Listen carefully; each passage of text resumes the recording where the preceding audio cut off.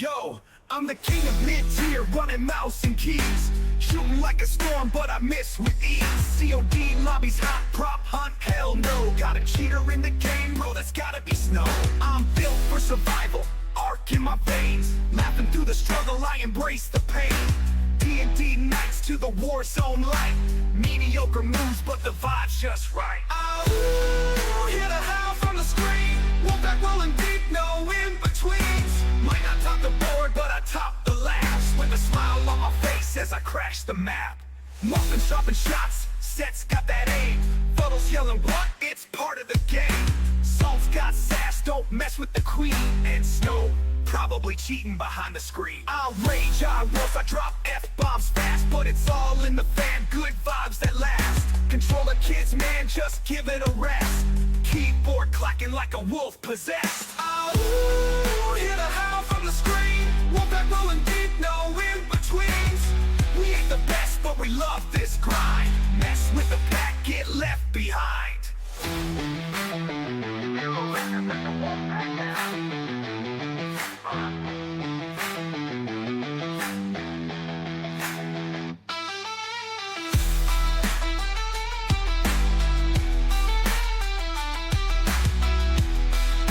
Your abilities and whatnots. Dude, it's so intense. I didn't realize that this broken class was gonna be so hard to play. Oh yeah. Now think about it. Poor Fitz, he multi-class. It's even more confusing. I wouldn't be able to do it. I already can't do it. We ain't the best, but we love this it's- grind. Mess with You'll the get there. pack, get left behind. Oh, hear the I howl got from the Nothing's more annoying. Hey, Oh, yeah. Sabito. Hey, you made Sabito more annoying. knowing the wolf pack now. Because How's you that? know you made him into a were-rat.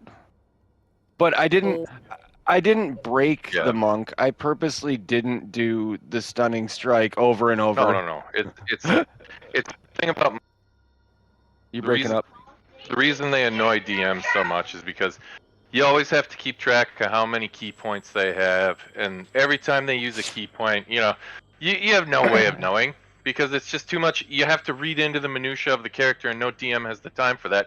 So the monk says, "Okay, I'm going to take my 6th attack now," and you're like, "Okay." All right, I'm going to take my 7th attack now, and you're like, "Okay." I assume this is on the up and up, like.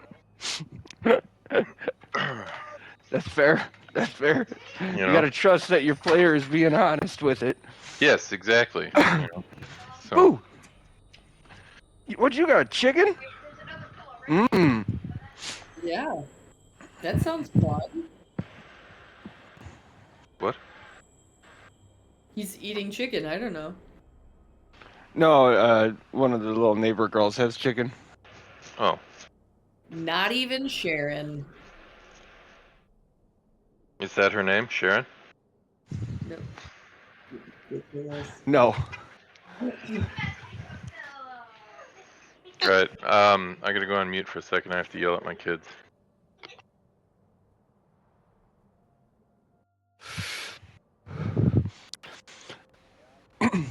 Good. Did you see my little lucky bamboo Lego set that I got? I put it in the general chat, I think, for D&D.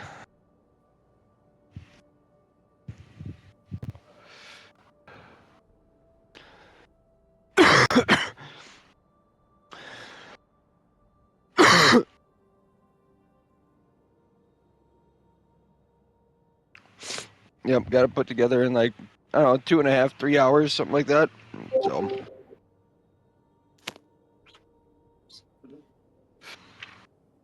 I'm pretty happy with it. Finnan was really happy in the morning when I already had it done.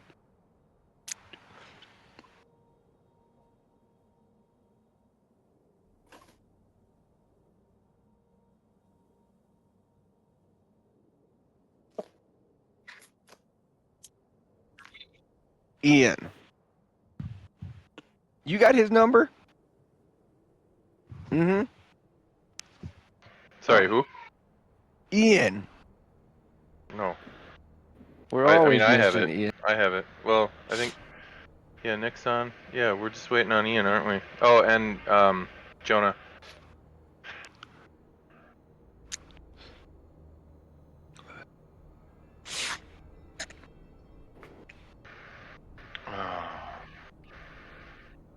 I know, right? I know. Let me see.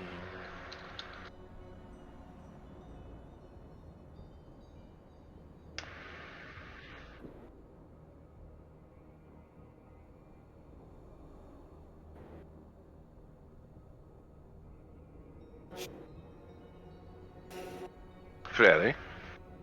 Sure, show it off.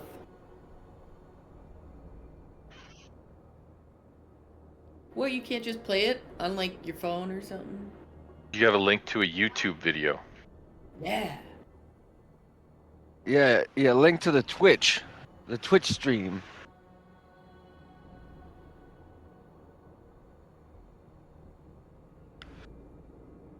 And then you I'm can worried play it it would through be your like Twitch. a mirror within a mirror within a mirror type thing. It'd be so great. Let's do it.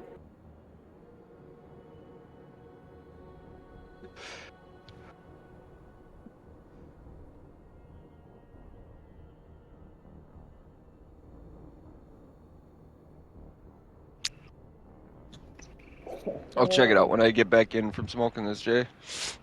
This might get weird. Oh, it says.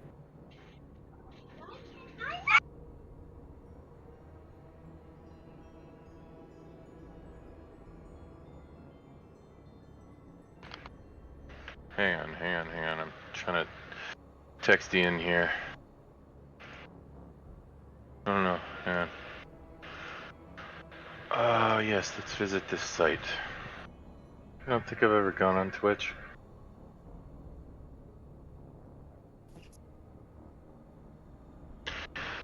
Content is intended for certain audience. It may contain drugs, intoxication, or excessive tobacco use, significant profanity, yeah, or vulgarity, violent and graphic depictions. This content may not be appropriate for you to watch. I think I'll decide that first. I'm offended. You know, As am I find that to be the truest statement for any of our D&D campaign sessions. Yeah, no question. All right, yeah, I'm getting the severe echo now. I'm seeing it now. Yeah. Mute that one. Where's the echo coming from? Is it me? Is the Since I just severe popped in? echo part of the theme song, though? Okay.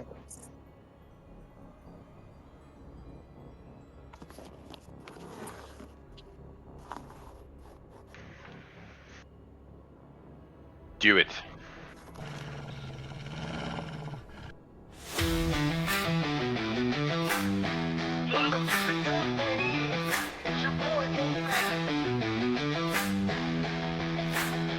Yo, I'm the king of mid-tier, running mouse and keys. Shooting like a storm, but I miss with ease.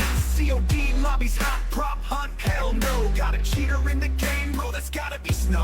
I'm built for survival, arc in my veins. Laughing through the struggle, I embrace the pain. That's a nice little knock on snow. Mediocre moves, but the vibe's just right. Am I supposed to be hearing something? Oh, did you join the Twitch channel? Oh, no. Hopefully I there's thought you were nobody gonna phone that. Muffins dropping shots, sets got that aim. Fuddles yelling what? It's part of the game.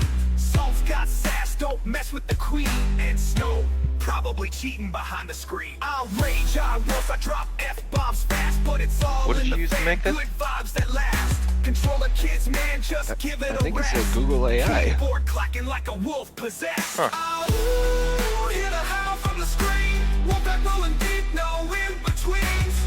We ain't the best, but we love this grind. Mess with the pack, get left behind.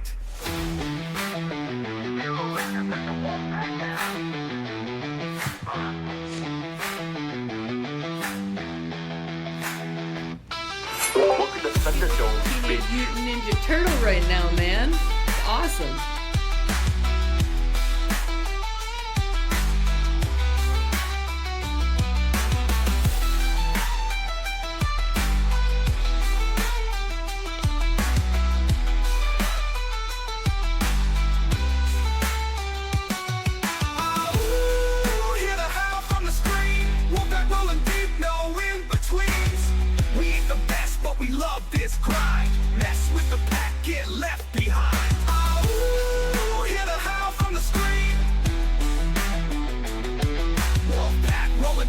no in-betweens. Knowing the wolf pack now.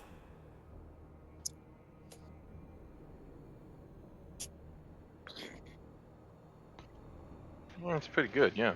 That was, yeah. You know how old, like, 60s, 70s, 80s, like, sci-fi, how they, like, always, you know, sometimes they'll get some of their future right, but, like, it's always wrong in some significant way. I like how all, like, robot AI stuff is, like, about, like, robots enslaving humanity. But, like, the reality is, like, humanity just becomes useless. Yeah, but I mean, we've been working on that long before the advent of AI.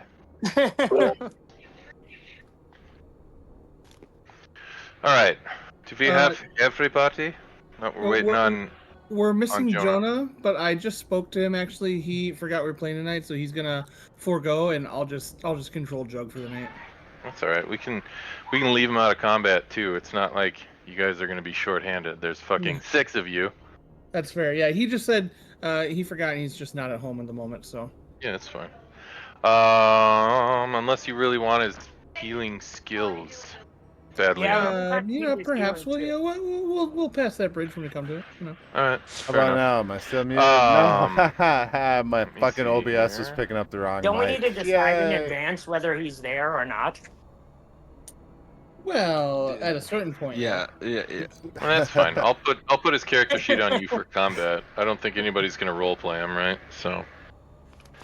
Well, No. I mean, I'll call out guidance once or 3 times. Oh yeah, that's probably a smart Fuck you, idea too. Sets. Fuck you. All right, you know, I'll just shut up. You go ahead and just use your better judgment here. Whatever. Give me a second here. Make sure you've got his character sheet assigned.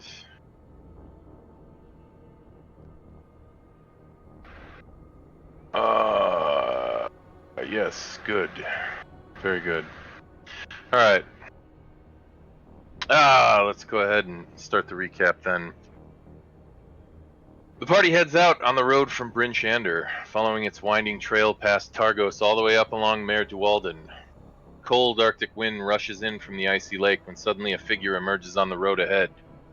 The figure rushes toward the party, entreating them with shouts, crying for help. As he draws close, the party goes on alert, drawing weapons and regarding him suspiciously. Moments later, a large group of people appears, ahead, apparently pursuing this man. The group positions themselves between the fleeing man and his pursuers, while Nocturna sneaks off into the nearby tundra brush.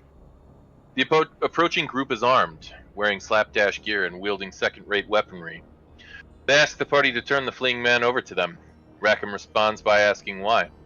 Pursuing party's spokesperson responds by explaining they have many grievances with the fleeing man they intend to mate out. Rackham then asks whether they intend to deal with the fleeing man violently, to which the pursuers respond in the affirmative. From behind their spokesperson, many of the pursuers begin to holler out things the fleeing man has done to cross them. Nocturna, now appearing behind the pursuers, entreats her party to ignore the situation and continue on their journey. The party seems troubled when trying to align on a solution. As the pursuers begin to demand the fleeing man be released to them, Rackham attempts to step forward and intimidate them into waiting patiently for their decision. As he does, his weapons belt comes off, apparently from the fleeing man's surreptitious attempt to pick Rackham's pocket in the midst of the confrontation. The party quickly begins to align with the pursuers' collective sense of frustration, and Kratos quickly grapples the fleeing man and begins to tie him up. As the party and the pursuing group begins to mull over ideas for punishing the churlish thief, DB uses his magical tinkering to make the thief stink profusely. The group now settles on letting the pursuers have the fleeing man, who now appears to have broken free and is again fleeing. The pursuers quickly take up the pursuit once more, and everyone continues on their way. Sometime later, the party passes by Tourmaline before shortly arriving in Lonelywood by dusk. They find a large inn called the Lonelywood Inn and decide to rest there for the evening. Outside, an old man well into his cups takes a break from chopping wood to ask the party to spare some coin for a drink. Rackham borrows some coin from Alia and decides to head in and buy a round for himself and the old woodcutter. Inside, the group speaks with the inn's keeper, a surly goblin who goes simply by Barkeep. The group relaxes in the inn's common area while Rackham spends some time with the old woodcutter out front, each taking in the local color. As they begin to wind down, they rent some rooms. Kratos is excited to learn the inn keeps a Goliath-sized room available for rent, and jumps at the opportunity. The following day, the party sets out into the village in search of Ragma's hut. Before long, they arrive and deliver her father's letter and satchel to the young dwarf woman. She welcomes them inside and offers them tea. She is grateful for their effort. Instead of giving the gold reward Remar promised, she offers up to the party a platinum bar instead. This gift is one of immense value, and proves to be a very strong statement of gratitude. The party, sensing no guile or deception at play, graciously accepts the reward before offering their condolences and departing. When they return to the Lonely Wood Inn, they find a group of panicked townsfolk being addressed by a middle-aged halfling woman.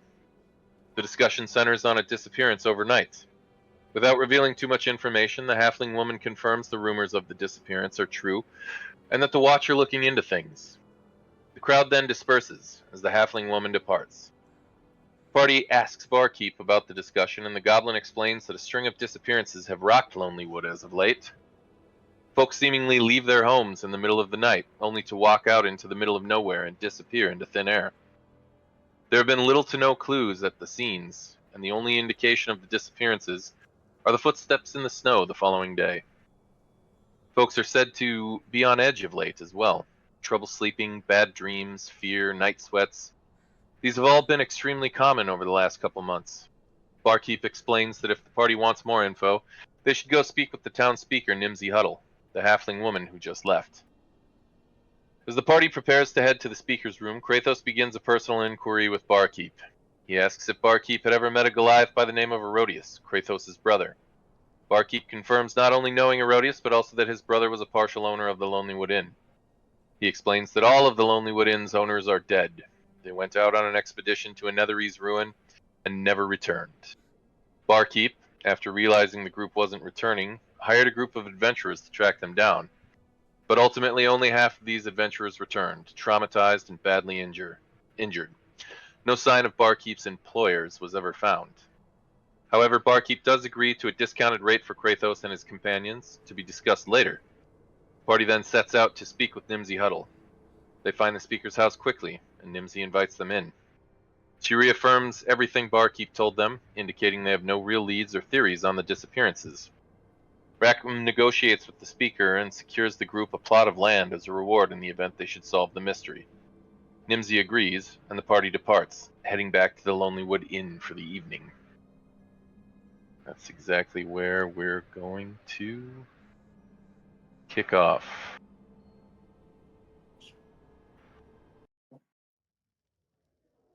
You've all now returned to the Lonely Wood Inn. It is probably early evening at this point. The sun has already begun to start to go down, and the common area of the inn is sort of filling up as the goblin barkeep is beginning to fill drinks. This is a fancy bar you own there, Kratos. You know. To be perfectly honest, I didn't even know that my brother was into such ventures. Well, now that he's gone, all yours. But it's not mine because he's not gone. He's just not here. Right. Right. I found his scarf. You found his I scarf. found it too. Yeah. I found it. Where was I his found scarf?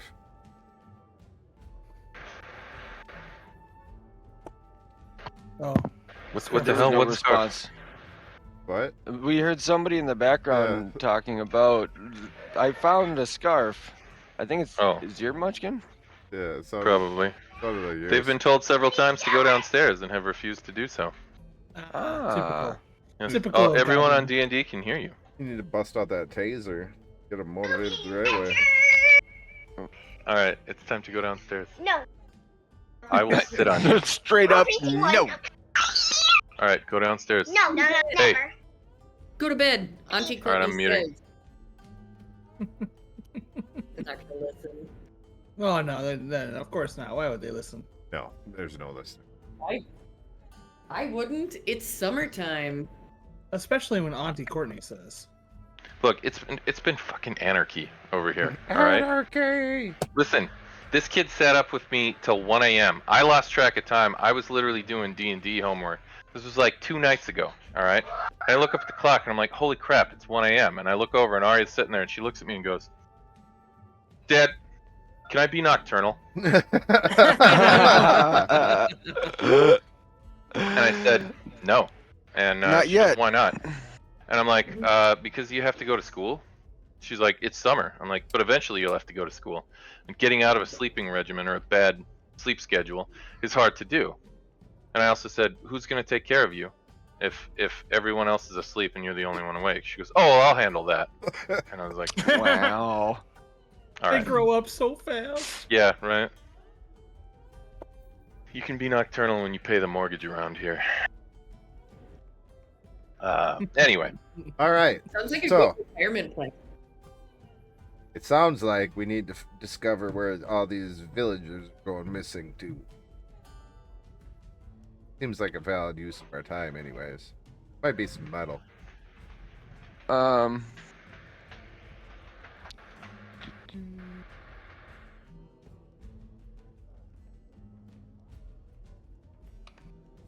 Actually, I thought we Now that I thought think we about came up with a plan or something that we were gonna check out.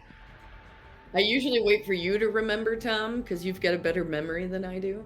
I know we were gonna You look for fool. Kratos' brother, but we're not anywhere near ready to go do that yet. So Right. No, that's But it. Me and TB were trying to talk Kratos into it, yeah, Kratos. into accepting Yeah. his inheritance. The bar, Yeah. yeah. That was gonna be our whole thing. It was like we could stay here.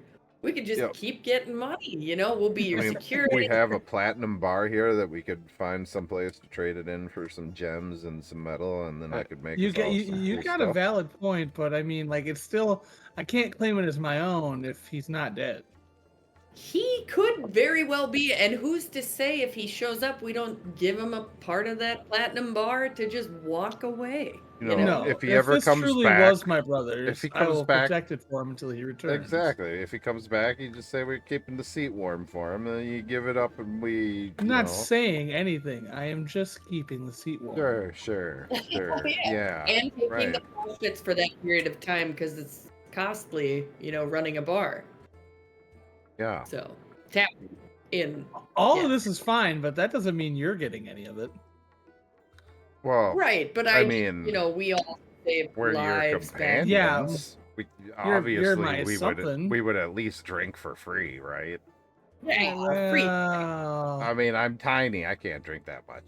I'd have to look at the profit margins before I could really say anything like that. Oh my gosh, we really, This I is- mean, you what just kind came of a into this tightwad are you opportunity. over here? It's like you Jeez. didn't even build this place. 1 minute he's a barbarian Goliath, the next minute he's John frickin' Taffer. I was Vote never a him off the barbarian. I'm island. a fighter. I have a little bit of smarts in me. Fair enough. What do I owe Barkeep? Oh, you don't know anything. What? What? Oh, What do I what the what do I owe what? Barkeep? The fairy and the ass, Imar. Yeah. Oh, but not you. Ooh, ooh, ooh, ooh. well known across the land that way, yes. A true ass, Samar.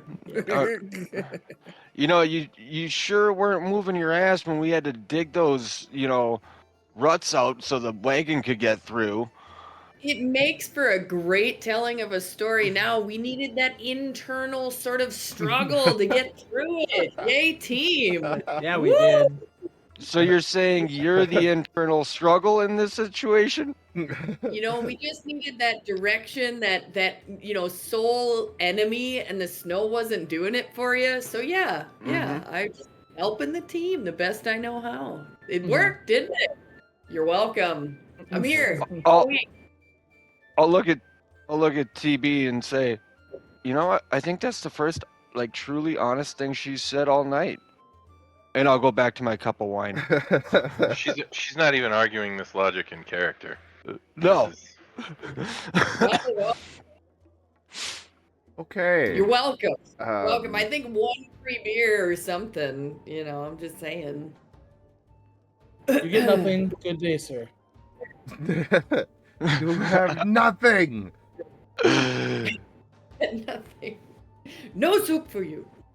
But is it? How much is mine? Nick. It is a silver piece for a glass, 5 silver for a jug. More than you can afford. I got a jug. And I'll leave 7 silver pieces. Jugs isn't here, man. That was rude. Wow, yeah. Sorry, shouting at my kids again. Go on. And then anyone else that wants to drink with me, feel free. So, TV, look. I fly over with a tiny little thimble and I just scoop some out of the jug and like, thanks, brother. Yeah. I mean, hey, feel free. You can sit on, just sit on the end of the jug if you want. Just don't get no dirty shoes in there, right? I just Like you're a fairy. I You just got that prestidigitations. I can't say that word spell. I just lay back in midair and float like I'm lounging, just floating. I Float need like a I need butterfly, no sting jug. like a bee. I don't need to sit on your dirty ass jug, get my clothes all full of wine. That's gross. You, fair point.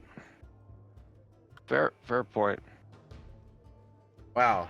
All right. Are we gonna like just party tonight, or are we gonna try and plan something out? What's going on here?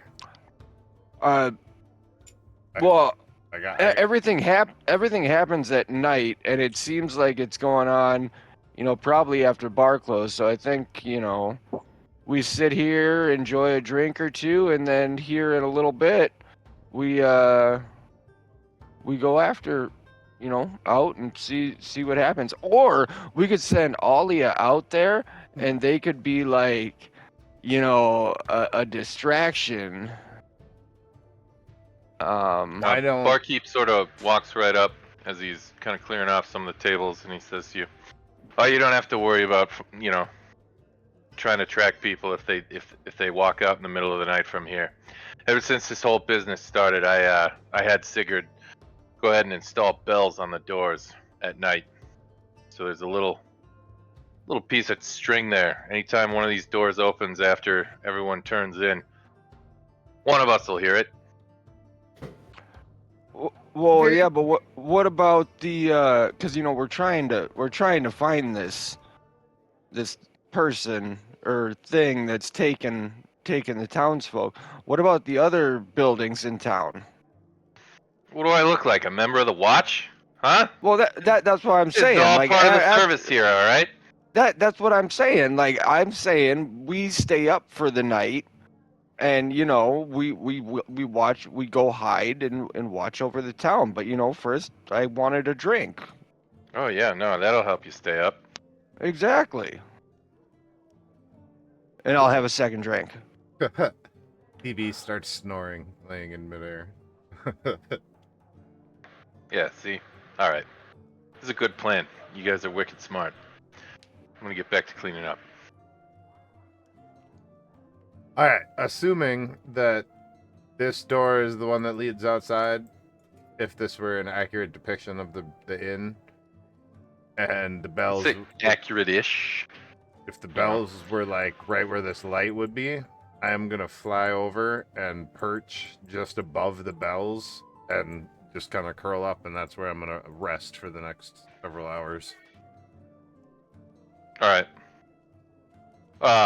That'll be my resting spot for the night. That way, if those bells jingle, I'm definitely getting woken up.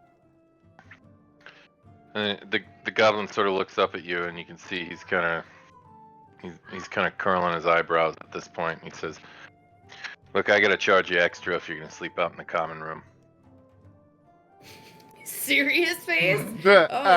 It's bad for business. It makes the other customers uncomfortable. Makes them think they can sleep out here, or worse, go to the bathroom out here, vomit out here. All right, I can't have that. This guy went from bad to worse. I roll over I don't and I know. just look at him. I don't say a single word. I look at him for a second and then I just roll back over. And as I do, hold on. Remember what my fairy. You're.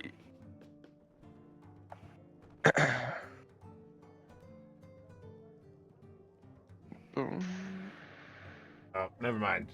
That's not part of my fairy magic. I thought I had like a brief invisibility kind of fairy magic thing, but it's druid craft, not what I thought it was. I just turn my back to him and I try and stealth. That is not stealth. Doesn't go well. Well, let's just find out. Hang on. Hey, he's right next to me. Oh, you're already. Yeah. Oh well, I guess. Yeah, he just kind of looks back at you and he says, "Listen, this is some brilliant detective work. You guys are clearly preceded. Your reputation is well earned, I'm sure. However, you know, you might want to actually try and figure out maybe some of the details of the other disappearances. Just a thought. I think maybe the best thing you could do is try and figure out what the hell happened to that Emerald Enclave Ranger who was up here helping them investigate this.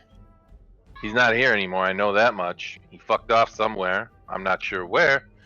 But you might check with maybe Nimsy or someone on the town watch. Wait, we were just at Nimsy's, I thought, and we and had a whole meeting with her, and then we left. We did. Like, left her. So I figured we got all the info that Nimsy had. Well, I mean, yeah. this is the first we've heard about some Emerald Enclave Ranger dude, right? Yep. Yeah, I Ranger had been helping with the original investigations. That much I did. Oh, okay. Well, I guess maybe we missed that. I guess back to Nimsy's. Maybe we'll get another platinum bar. No, that was Ragma. Yeah, that was Ragma. That was Ragma. Oh, shit.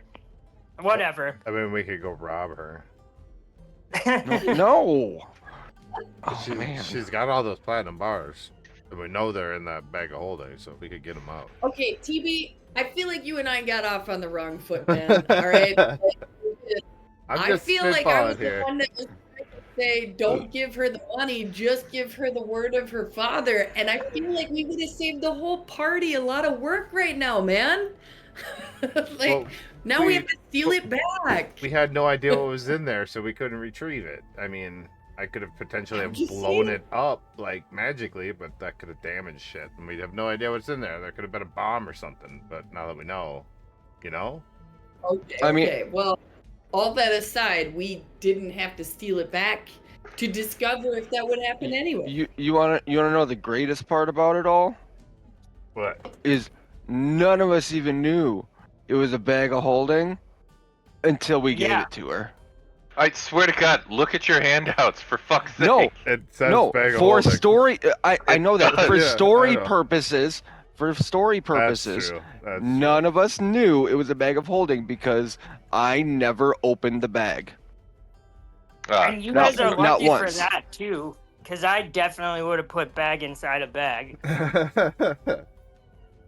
Oh, man. You know, true. That's how you get the bag. Yeah. Oh, that would have ended the night right there, and me this stick campaign that. would be completely different. Let me stick that into my bag of holding here to help carry it. It looks heavy. Boom. All right, so obviously sitting around here waiting and hoping somebody happens to get abducted from this inn is probably not the best course of action. And that's why I was saying, have a drink or two, wait until it's a little later in the night, and then we stake out outside and hide. We all still need to, right? You know, player speaking, not character. We all still need a long rest to get our level 3 stuff going. Yeah, let's Oh, long that's rest it, right. and then tomorrow we'll get back on it. Oh, I want Oh, my I that's right. seven forgot hit we points. reached level 3. Yeah. I mean, if we start out in the morning, then we just follow the footprints to where they disappeared. That'd be a good starting spot, you know?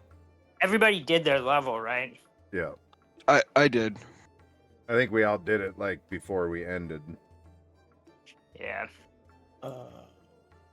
Yeah, it looks like I did, but it doesn't look like Jug did.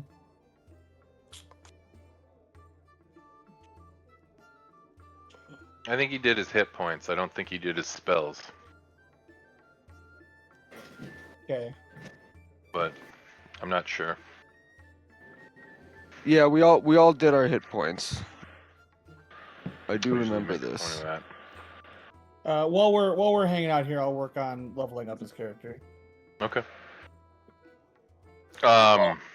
Did he mention what he wanted to do? Oh, he picked a subclass at level 2. Never mind. Yeah. You're good. You're all set. All right. So everyone's gonna take a long rest. Yeah. Yeah.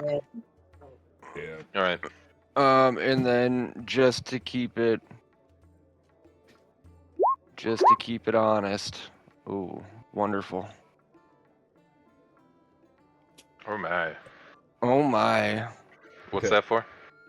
Well, nobody else chimed in to drink the jug of wine other Oh, than yeah. me and TB. So between TB and hold I, on, wait, we no, drank I a whole did. jug of wine.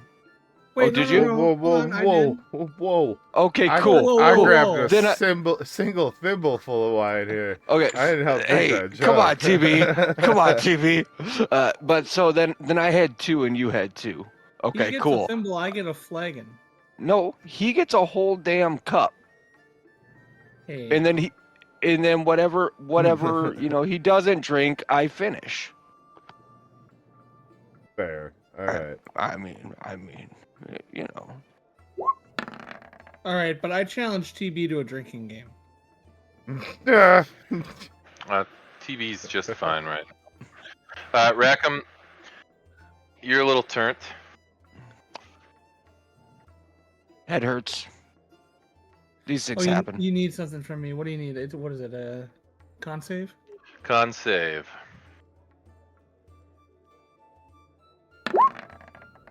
Ah. Kratos, you're fine. You're just getting warmed up, really. It's true, honestly. I could do this all day.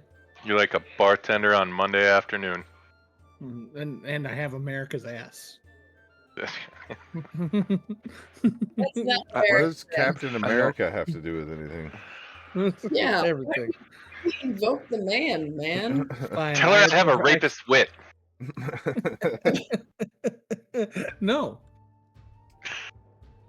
All right. Yeah. Rackham, you're a little tipsy. Everybody else is doing all right. At this point, it's about 11 bells in the evening. Most of the crowd is just kind of starting to rowdy up a bit. Most of the working set have kind of made their way out and headed home. Some of them are still kind of hanging around. We all know those guys, right? Those guys who are gonna stay up, make a full fucking night of it, show up 15 minutes late for work tomorrow, and puke in the garbage can. That's the If crowd lucky. tonight. That's the crowd tonight. The service industry kids got it. Oh yeah. All right. Well, Barkeep's sort of scurrying around, trying to keep everybody's cups full, renting out rooms. He does kind of make his way back and hand keys out to all of you. He says, "It's the new going rate for all of you.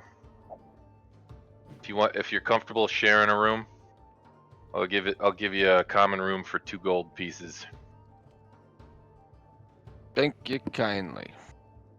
okay. I will hand him 2 gold pieces out of the party satchel.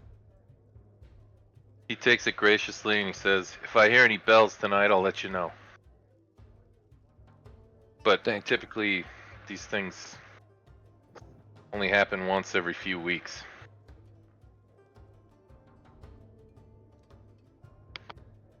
When was the last one? Just a couple days Just ago. last night. or Oh, last night. that was when the ranger disappeared.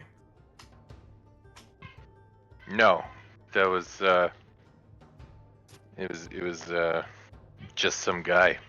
The ranger Just- took off a few weeks ago. He was helping with the investigation, but for some reason he had to leave. I don't know why. If I ever get kidnapped, I hope I'm not referred to as just some guy. Do you know where the ranger was staying before he left? Well, he was staying here. He was you know how rangers are. You know, they're a bit disheveled. You know, twigs in the hair. Did he leave anything behind? No, actually, he didn't spend much time in his room.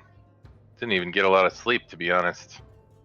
He was pretty devoted to trying to crack this case, but eventually the trail went cold and a Wait, few weeks went by. wasn't that thief we encountered in the other village posing as a ranger? Oh Yes. shit, he was. You know, Hey. here I was trying to figure out how we're gonna find this guy who's described as disheveled with twigs in his hair, and that's the best description we just got of this guy. And you guys were like, "Oh shit, a ranger? We ran into a ranger," and I was like, "I have no idea how we're gonna find this needle in a haystack." And you immediately go, "Oh, Wait, hey." wait. When did I describe this guy as a ranger, though?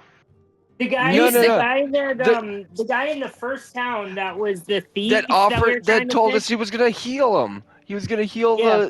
the old dude, Yeah, and then he ran away. Yeah, the one who stole he the was axe and we pretending to be chased a him down. ranger. And he almost Yeah. killed Oh us. yeah, He was- yeah. That dude. That was like, you're talking like Oh man. you're in like Minnesota, and you're talking about a guy you met in like Des Moines. So, Yeah. Still, What? Yeah, Bill. it's the upper Midwest. Des Moines Yeah. is practically a suburb of Minnesota. We're all like cousins. it's like the Family Guy Star Wars, right? When Mon Mothma shows up and they're all looking like wide-eyed. They're like, "Oh, check it out! It's a chick. It's the only other chick in the galaxy." But yes, that guy was posing as a ranger. I'm gonna try not to give too much away here and say don't read too much into that. All right.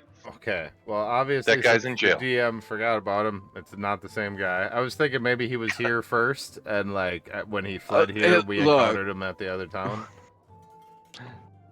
That would have Should I- been, you know, big brain play. I mean, I would have loved to have spent an entire session letting you run this false lead down. But I feel like that would be a waste of your time. It'd be a waste of my time. And you know You know. this group, it wouldn't be one session. We'd run No, it it through, like, would 5, not. and then No. we'd finally be Yeah. like, well, I guess it was somebody else. You have to, and then you'd end up just accidentally killing the guy anyway. And then we'd have to devote 45 minutes to cracking wise over the fact that you accidentally killed him. You know. Let's go back to Des Moines and talk to that guy that's in prison. This is so Minnesotan of this entire D&D group to we just Okay. took a My Just character totally may have reminded an me of what- expertise in insight, but I have ADD. We're going back to Des Moines. So So wait, okay. I do have a question though. You described this man as disheveled with twigs in his hair and posing as a ranger. So Ranger Twig Man looks No, like I didn't say he was no. posing as a ranger. All right, I said Posing. he was a ranger. This one all right. is a ranger. You said the last Appeared to guy be was a a ranger. ranger. I don't trust you anymore. That guy was deceiving you. You saw through that. All right. If you want to insight check the goblin, knock yourself out. Can I inside check the DM? Well, obviously the goblin's gonna think he's a ranger if he fucking, if he's posing as one. Barkeep seems like he's pretty smart. Yeah. All right. Okay. I might not be an expert on rangers. All right. Sure. They all look the same to me. I'm a goblin. All right. Like I'm sure Tell we me- all look tell the me, same to Barkeep, you. What do you know about rangers? They eat dirt. They hug trees. They I nod my head. I nod my head in agreement. okay. I- Nocturna, as you insight check the goblin as he's kind of rambling, He seems like he's kind of cracking wise here a little bit, but for the most part, he doesn't really seem to be exercising any level of guile in his statements here. Okay, so let me just get this straight. Is he TB's size? Is he my size? Is he Kratos' size? Let's just get a freaking ballpark, yo. Oh yeah, a ballpark coming from the most varied group in the world. Like, when is the last Actually, time you've that seen helps somebody you. up the size of a fairy? Hey, All right. Hang on. I To be would fair, say this helps. I would I say think. he's about, your size, and he kind of points at like Rackham or Alia. He was a human. I remember that much. Okay, Long brown humans. hair. He had a brown beard. All right. Had a name like a tree or something. Had a name like a tree. wow, that Like narrows it Twigman. down. I've already named him Ranger Twigman, so I feel like we're in the same ballpark now. So this is good. Name I- like I'm gonna. At this Can I point, do a? Can I do a? Hold on. I'm in the wrong character sheet. Can I do a nature or survival check and start naming off trees and Oh see if my I can goodness. jog his memory?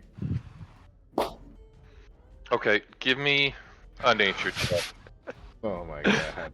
at this point, Rackham guidance. Can we do? goes who's got to guidance? bed. Guidance. Rack, give him the guidance. Okay. It doesn't matter. He guides himself. Never mind. I was trying to be serious and trying to be successful here. I fucked up. How about Kratos just starts rattling off. Christmas tree. Swamp tree. Palm tree. Forest tree. Palm Oh. tree. poultry. Oh wait, no, that's a bird. Terrible. Just terrible. At this, the goblin just kind of throws his hands up and he says, "Listen, you could be given Nimsy the third degree right now, and she'd probably have better answers for you. At least he'd have something to go on. I'm just saying." No. Out of character. I thought we got all the info from Nimsy. We didn't know to ask about this ranger character though, and she didn't. She only brought up that he was part of the first thing. She didn't mention him sneaking off in the night or anything.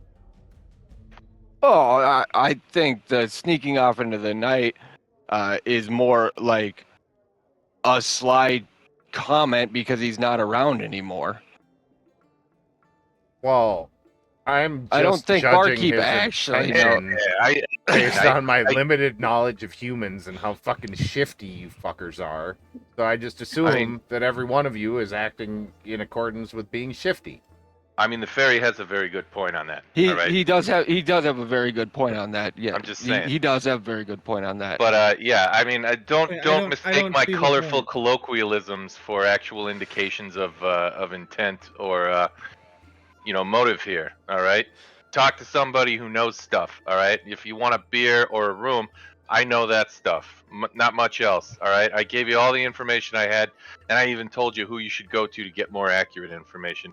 I feel like if this were the Rockford Files, I've pretty much done more than Angel would have done by now. All right. All right. And All that's why right. we're in. I toss control. it. I toss him a gold coin out of the communal purse, and I say, "We really thank you for your information and your time. I know you're busy. Get back to the drinks." Yeah, this is the hardest gold piece I've ever earned. And he goes back grumbling, cleaning cups and bringing beverages out to people. All right. So I think we need to go back, and I knew that gnome, halfling, was it a gnome or a halfling? Halfling. I knew that little halfling was shifty. She's trying to hide something. There's something up with this ranger. We need to go back and talk to her in the morning and get some more information out of her. That's Nimsy? Nimsy, yeah, the Nimsy. Nimsy, The town speaker. the shifty-eyed little one. No, Well, all right then. no, but everybody's just gonna let me get away with calling somebody little. Okay, I was expecting somebody to come back at me for that one. You know what? It didn't even dawn on me. It's a pint-sized cat fight. Go for it. All right, so All I right. think we should all retire for the evening, get some sleep. We'll head out in the morning, sober and ready to roll. When I say sober, I look at Rackham, and I look right at him when I say sober, and then I turn back to the crew. And say, "Let's I head would out in the like morning." to. I would like to do a performance check. To act sober. You're gonna have to do it with disadvantage because you are intoxicated. Yes, sir.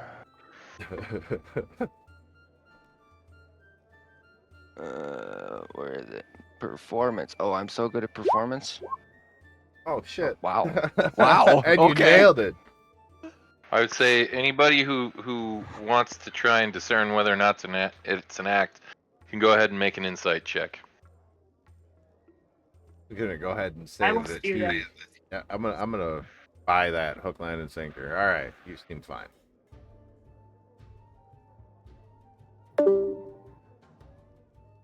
Uh-oh, who'd we lose? Who Okay. did we lose? I think Nick dropped off. Yeah. Oh, tragic. Yeah. You buy the act, hook, line, and sinker too, Nocturna. I do. You're convinced he's probably just fine. I'm getting all All my right. shitty rolls out on useless stuff. That's a good tactic. All right. Unless anyone wants to attempt anything else, I would say everyone can retire for the evening. The night passes without issue. You do not hear any sounds of bells, Yay. and everyone gains the benefit of a long rest. As you awaken in the morning, the common area of the inn is mostly empty. There are a handful of other patrons just sort of sitting in the corners, eating breakfast. Mostly loggers or visiting merchants. I'll go downstairs and I will purchase beverage and listen in on the merchants for merchanty information. Okay. Go ahead and make a perception check. It's also going to cost you a silver piece for the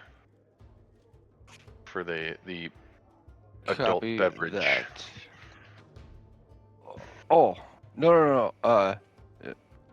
Breakfast. Oh, gotcha. All right. For breakfast, then it'll be 3 silver pieces. Okay.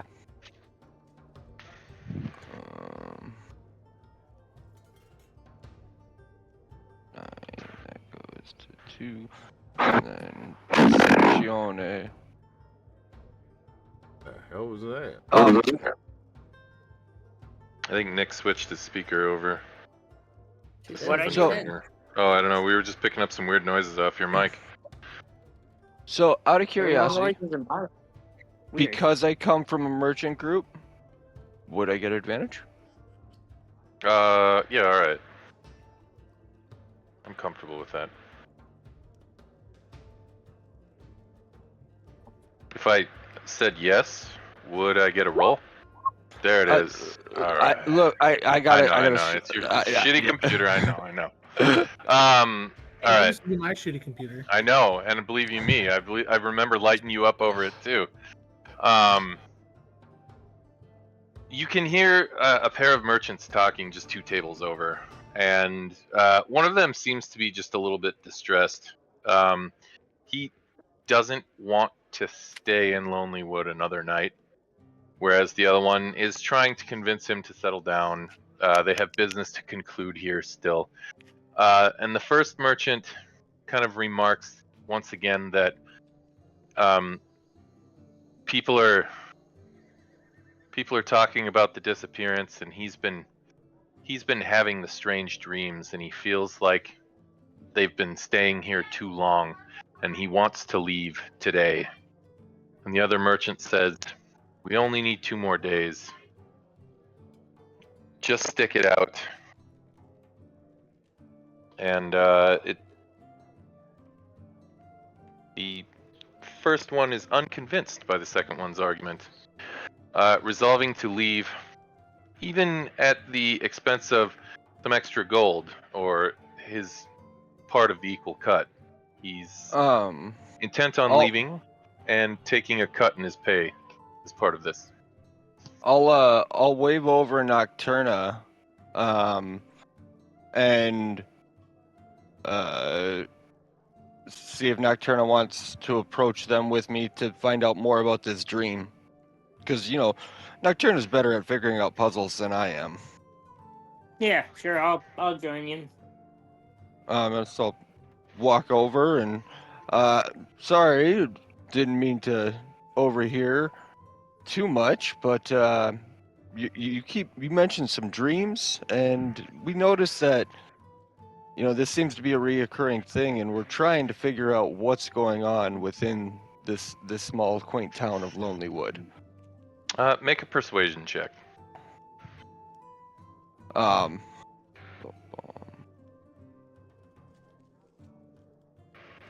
Normal persuasion. Okay. You can see the first merchant kind of stares down at the table, while the second merchant kind of looks up at you, just a little stunned at first. And the first merchant kind of, stares intently down at the table in front of him, and then he looks up at you and says, "Well, I'm not crazy, for starters, if that's what you're thinking. It's been happening to a lot of people here.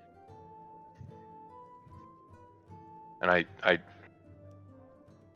I'm just concerned because a lot of the folks around here have been reporting having strange dreams. It's no secret. It's happening to a lot of people. And I've already started having some strange dreams.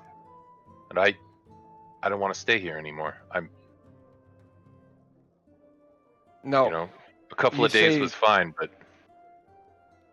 all we've heard is strange dreams. Can you elaborate?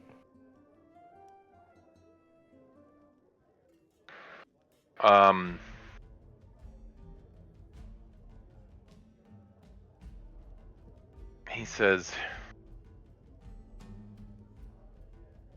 I feel when I sleep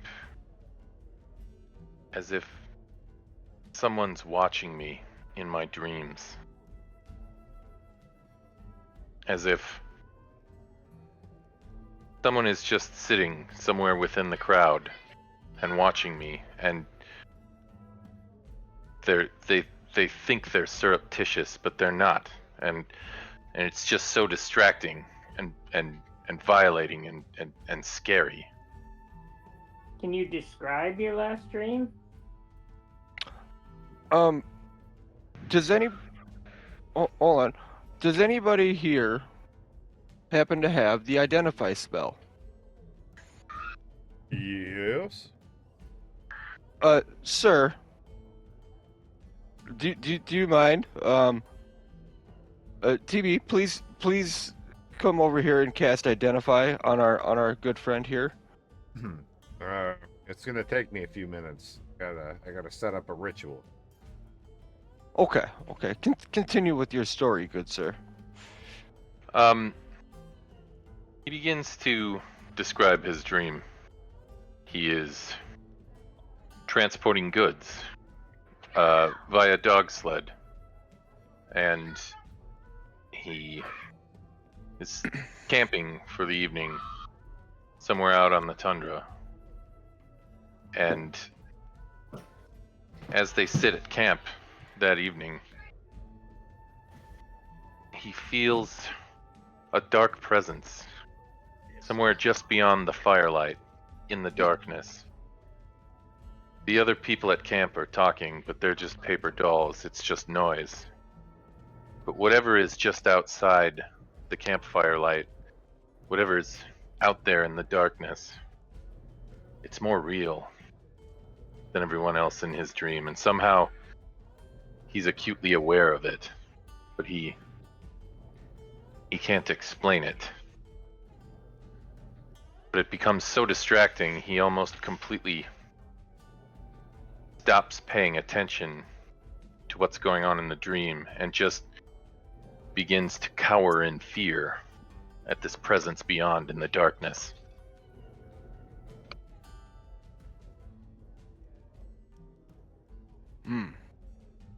That was the description of That- his dream? Yes, that is Yes. intense. That is an intense dream, sir. I understand why you'd want to get out of here. I truly do. I mean, but who's to say even if you left, if the dreams would stop? Something's got to be causing this. How goes your ritual there, little fairy? Oh, we can say for the purposes of time that it's complete, it's set up. And away we Now go. you're casting Identify on the merchant. Yes. Okay. Assuming to test whether he's cursed or affected by some sort of spell. Yep. You don't sense any curse or spell effect of any kind. The Identify spell isn't exactly the best spell for determining these sorts of things. For the most part, the Identify spell helps to identify the nature of certain magical artifacts once you've established that they are in fact magical. As such, the Identify spell provides you with little to no information here regarding this. Wait, Nick, the man though, is not a magical no. eye. The full description Yeah. of Identify does tell you if a creature is affected by any spells. Oh, I assumed you would use detect magic for that. But If you instead touch a creature throughout the casting, you learn what spells, if any, are currently affecting him. Wow. okay, all right. In that case, there are no spells currently affecting the dwarf. Additionally, you are able to confidently discern that he is a dwarf, a male. Not an intelligent sword. No, Can I he's just- intelligent, but he's not a sword. Well, he's a In the dwarf, so I spell- don't know how intelligent he could possibly be, but he is actually a dwarf, and there doesn't seem to be any active magical effects on him. Can I do a perception check? Because he says that he feels like he's being watched. I don't know. I look real hard. Anything pop out that is not normally visible? On his person? No, in the Around the area. room. Yes, Okay. around the room. Go ahead and give me a perception check. A big old 11. Okay. No. There's Oh, nothing. okay. There's the room. There is the room. Can I do the Well- same check? Sure. I'm gonna take it up one notch here, and I'm gonna go ahead and cast Detect Magic on myself. And for up to 10 minutes, I'm going to just kind of wander around the room and see if there's any magic anywhere nearby. Okay. All right. You do sense the typical things, the magically enchanted gear on you and your party. Occasionally something on one person or another throughout the room. Beyond that, you don't detect. Is there anything Anything else? on? Is there anything on the merchant at all that's magical? No. He doesn't carry anything magical. And again, you can detect, like, maybe a few tables away, someone's carrying something, probably a magic item of some sort. You get the same feeling off of them Yeah, as you no. do off the rest of your party. I was I was leaning towards maybe he had some kind of a coin he picked up or something that had an actual magical effect on it, and it was the Yeah, coin nothing being like affected, not that. him, something like that. No, none of that comes off of him. Or his. Try and do the same thing while somebody's sleeping. I should try Except detect they feel like magic. they're being watched in their dreams, not while they're awake. Oh, fair. I mean, Can I yep, just- that's fair. Can I ask What's the up, buddy? party Does anybody else have any bad dreams lately? No, I slept just fine. I smoke too much pot to dream. I know the feeling. No, I just happened to bring it up because I did. Oh, you did. Had a Yes. bad dream. Well, just some weird lady saying weird stuff about the future. I'd say Yeah. that's weird. Stuff. Courtney, you would know who that lady is because she is, in fact, your patron. Oh yeah, see? Weird. Bad dreams didn't happen till I got here. At this, the dwarf kind of looks up and says, "No, I didn't have bad dreams when we first got here too, but after a while, eventually they started. It just, at first it just felt like a bad dream, and then pretty soon it felt like every night this was happening." And with that, I'm out. One bad I dream's mean- good. I mean, okay, now hear me out. You guys need to stay a few more days for your current job. What if? Because currently, you're the one that might be targeted by this thing. If you stay here, we could watch over you, and if you go walking off, we can help you and keep you here, keep you safe, and then take care of whatever's doing it. And you get to finish your job, and you won't have to go back to I'm from the Roaring Sands Merchants. Who do you guys represent again? You won't have to go back to them and say that you didn't finish your job, right? Well, the other merchant pipes up at this point and he says, I'm going to see this job through. But I've also been having these dreams. Not exactly like what he's described, but ones that sort of give off the same general sense of fear and dread and something intrusive. The way I see this is a win-win, dwarves. You guys get to be kept alive, we get to save everybody, and all you have to do is be our bait. It's a dark fairy, man. Very dark. I like him. He's very dark. TB does not like dwarves. I would say Rackham can make a persuasion check. Thank you. Rackham can make a persuasion check with advantage because TB is essentially assisting here.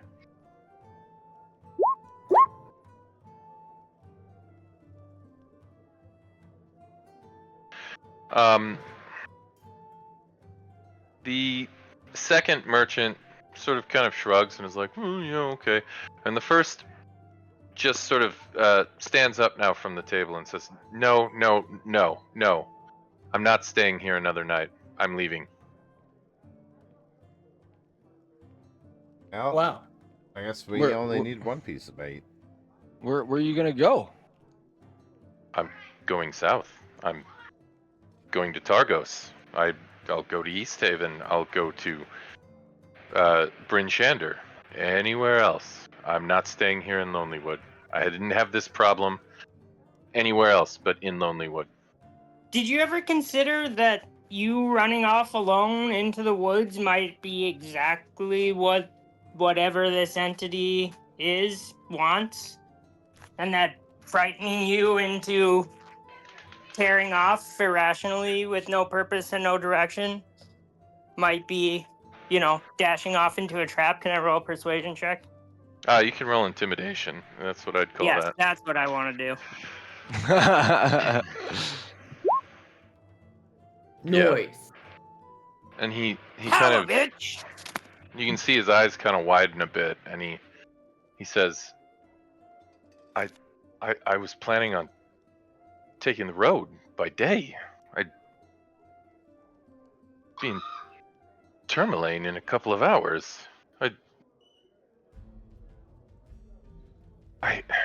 But would you? Maybe I should hire some guards. You seem formidable. What would it cost for you to just escort me to the next town by road in the All middle of the you day today? have to do is wait till We're offering tomorrow. to keep an eye on you, but we're staying here. But I don't No want to deal charge. with these dreams anymore. Then don't fall asleep. Stay Oh, awake. hold on. I will walk over to the bar and I will try to figure out how much it is to get that guy super drunk for the night so he can not have to worry about his dreams. And then I'd once I also- get the information, I will pass that along to the guy as an offering to look, you won't even remember the dreams.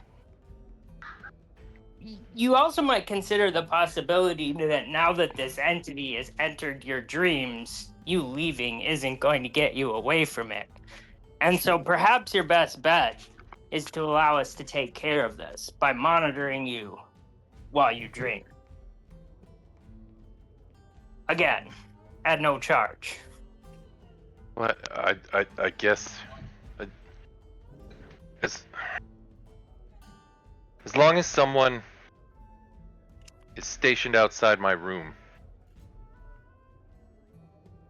then yes, I'll stay one more night, and that's it.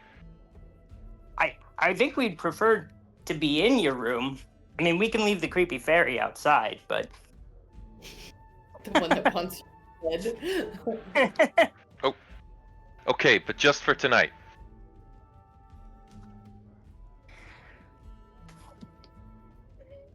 I nod at the crew and let's get this done.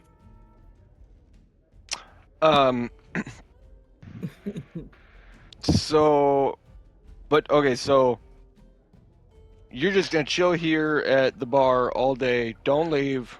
Don't go nowhere. Just go relax. Okay. Does one of us have to stay here with him then for the duration while somebody else goes and talks to Nimsy? Well, I feel like if we let him out of our sight at this point, he's gonna rabbit. So probably. All right, Yeah. I'll two stay. of I'll us stay here. with him. I'll stay with him. I think that's a good plan. And Barkeep just sort of kind of says, yeah, I mean, do you think it's smart getting that guy drunk? No, I think we don't want him too drunk if we're gonna monitor his dreams, right?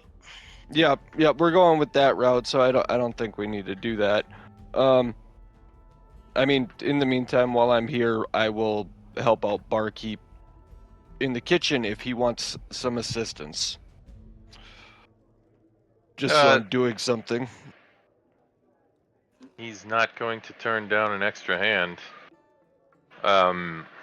He says, you know, it'd Probably be nice should. to He have doesn't some. know where those hands have been. It'd be nice to have some help around here that isn't just good for getting drunk and chopping wood. Don't I speak too mean- fast. I mean, That's fair. I'll try. And yeah, he puts you to work in the kitchen then. As for the rest of you, I think we're going to talk to Nimsy, right? Yeah. Kratos. We gotta get some more information out of this gifty ass halfling. okay. All right, then you're off to And should Nimsy's. we? Yeah, and should we leave someone else here so we're not leaving anybody alone, even Yeah. if they're not like, technically alone? Yeah. Alright, you guys go get the information from the halfling. I'll stay here and keep an eye on the bait. Deal. I feel like you're just gonna sit and drink. How much could he really drink in a day? At least 3 thimbles. I can tell you this much: it would, fair it would much, be fair enough enough. to get him drunk. That definitely would be enough. All right. The rest of you are headed to Nimsy's. Yes. Okay, let's see here. All right.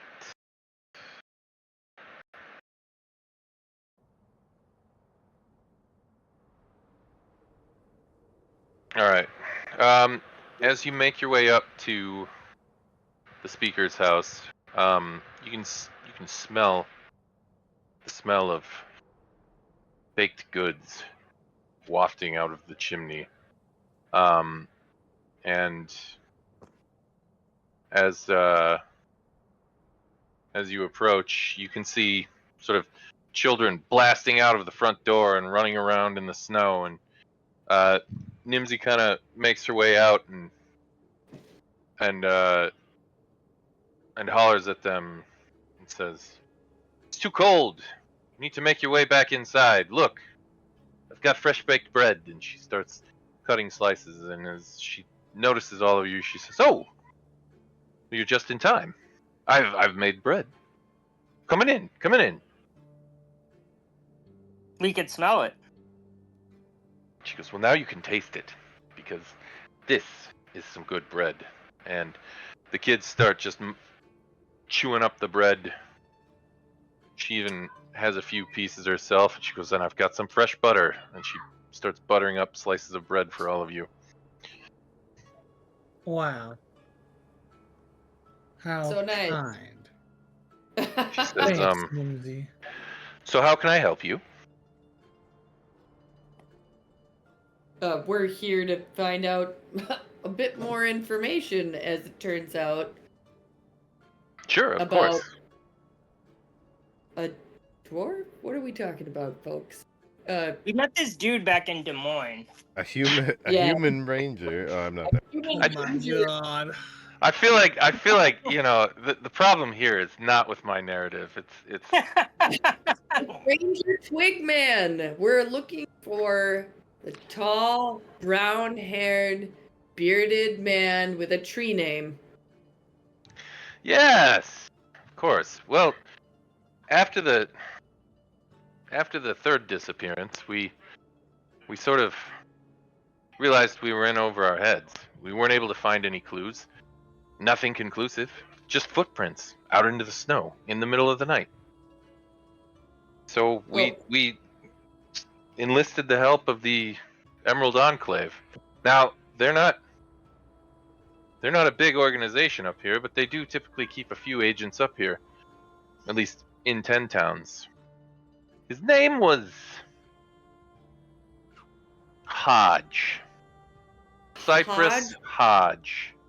Oh, there it is, the tree name. And I think, I can't remember where he'd come from. I think he'd been staying, well, it was certainly somewhere south of here. But he spent quite a bit of time up here. Unfortunately, he couldn't find anything conclusive either. After the fourth disappearance had gone cold, no pun intended, he eventually said he needed to go deal with something else. Perhaps see if he could get in contact with someone else from the Enclave. That was a few weeks ago. We haven't heard from him since. He was a nice fellow. Little, I don't know, enthusiastic about nature. I assume most of these Emerald Enclave types are. But he wasn't able to provide much help to the investigation unless he's come up with something since he was up here investigating, but somehow I doubt that. I think he said he was going down to East Haven. Okay, East Haven is a place we can go to figure this out. That makes sense. And you're saying a Druid Enclave, that whole group, were helping Cypress Hodge. That's where he's from. Well, he works for the Emerald Enclave. He's one of their agents. I assume he went to meet up with someone from his order, but I don't know for certain. I guess he could have been feeding us a line because he just simply was frustrated and couldn't figure out what the hell was going on around here. I can say I've been quite frustrated. Yeah, I don't blame him for that one. And you think that this Emerald Enclave, this potential group he was going to meet, they're down in East Haven. That's where we'd need to go to talk to that person. Well, they're not based out of East Haven. I can tell you that much. They're an organization sort of all up and down the Sword Coast. They're sort of like the druidic or more nature-bent form of, what do they call those folks? Harpers, the bards and all that. This is a group more bent on preserving nature and balance and all of that. Wouldn't say they're all druids. Some of them are just, outdoorsy folk. Delightful. Well, in that case, I think we'll take some of this bread to go. That was delightful. How much do we owe you for that delicious bread? Oh, I'm not charging you for bread. Especially if you could crack this case. If you crack this case, I'll bake you bread for the rest of your lives. I'll take that down and note that on our return. Bread for life. And I mean that to say that any time you come here and I have bread to spare, it is yours at no cost. Ah, yes. To spare. Yes. We Not would not special don't order or want- anything like that. As you can see, I've got a lot going on here. I appreciate the clarification. The contract it'll be. In that case, we'll be on our way. Unless anybody else has questions. No. Well, I mean, do you have any more information about these disappearances that might help us find out what's going on? Well, that's helpful. Well, I'm afraid there hasn't been much to go on. I wish I could provide more here, but let me see. Can you tell us more about the victims and if they have any similarities? She says, I do have one of the handouts we were looking to disperse out. I'll take a look at the handout. Let's see here.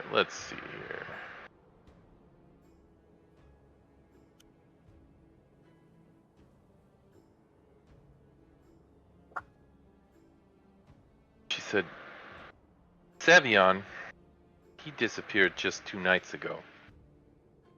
Unfortunately, the ranger left town shortly after Durla's disappearance. We'd reached out to him after Lenora and Henner had disappeared, but unfortunately he didn't have much to go on, and neither did we. Now, Watch Sergeant Collier has been tracking this the closest, but he's been reporting to me daily ever since Savion disappeared. As you can imagine, we thought this was quite done. Apparently it's not. Why is it that Sergeant Collier has more information than you? If you're is he out? Well, he doesn't. Somewhat. He's been reporting to me, and that's why I'm giving you everything I know. Ah. You now know everything he and I know. She says, "I'm Okay. sorry. I'm very tired. I haven't been sleeping well, and neither have any of these children." Tell me more about that. Strange dream? Yes, it's been the same for a lot of people in town. That's been sort of another thing. The watch is exhausted. I've been advising people to at least try to adhere to a curfew.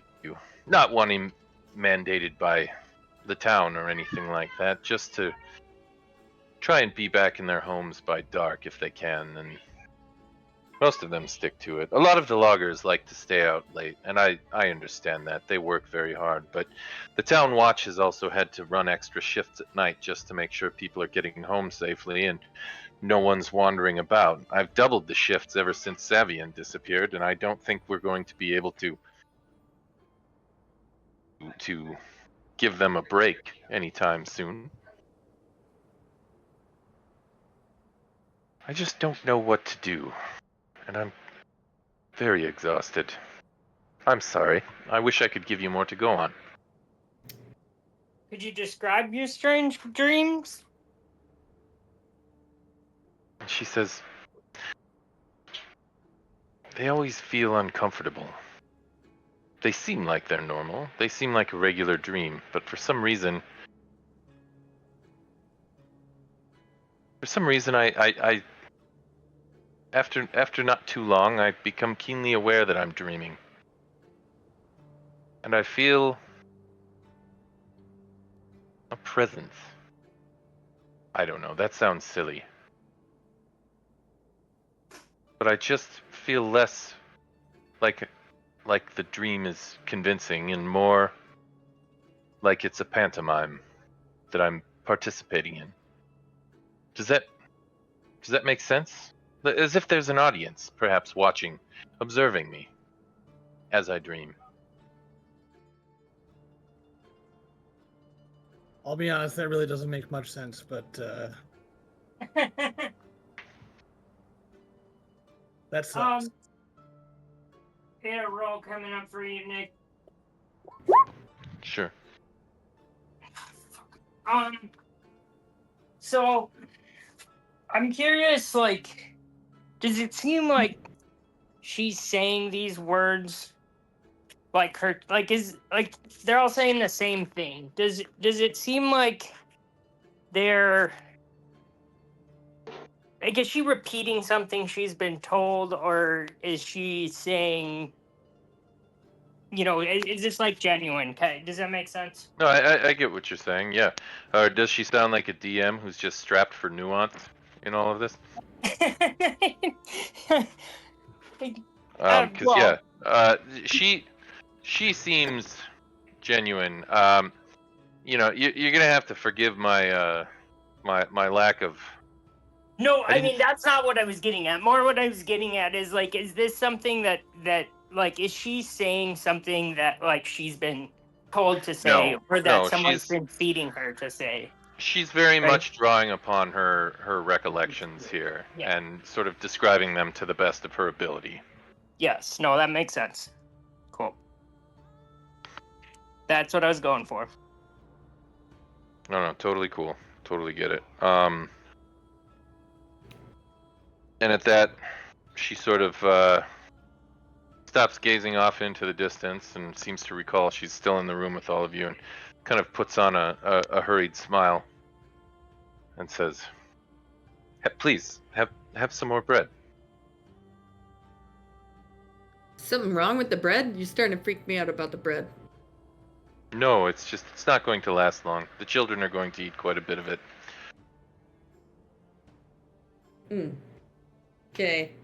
Well, I still say we got a lot of information here, folks, and we should go get our pallies and then maybe head for East Haven.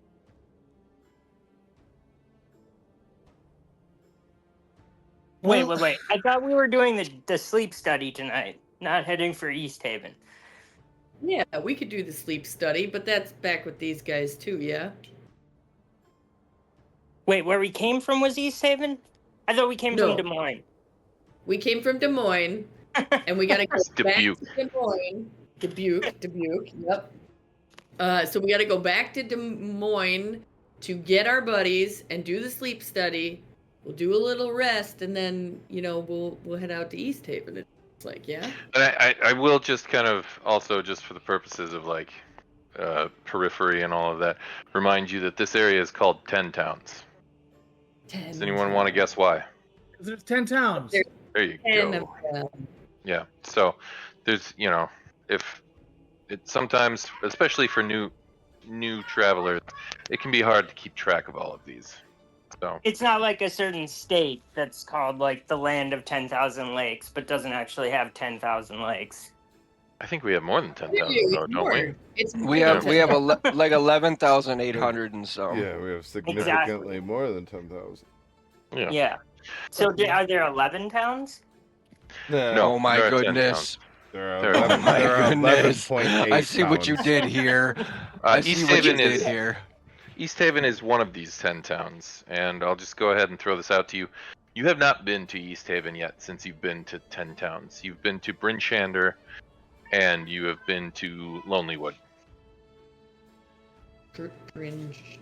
Jeez. Only would take me home.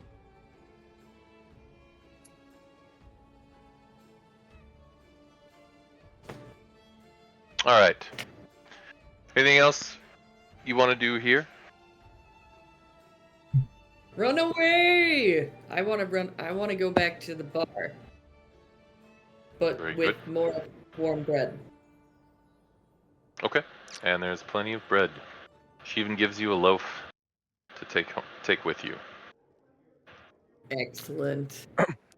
So for a cooking role, to be helping barkeep in learning his menu, Yep. what do you want for an attribute? Go ahead and give me a wisdom roll. If you have the cooking utensils, if you have proficiency with cooking tools, you can use wisdom for those and add your proficiency. Oh, there you go. Look at that. Yeah, you're quite a bit of help in the kitchen. Barkeep, Nice. Barkeep not only is impressed with your work, he says, you've earned your room and board for the night, and he chucks you a key and he goes, you get your own private room, and your dinner's on me. Well, thank you kindly. He's hitting and on then, you. Watch out. More importantly,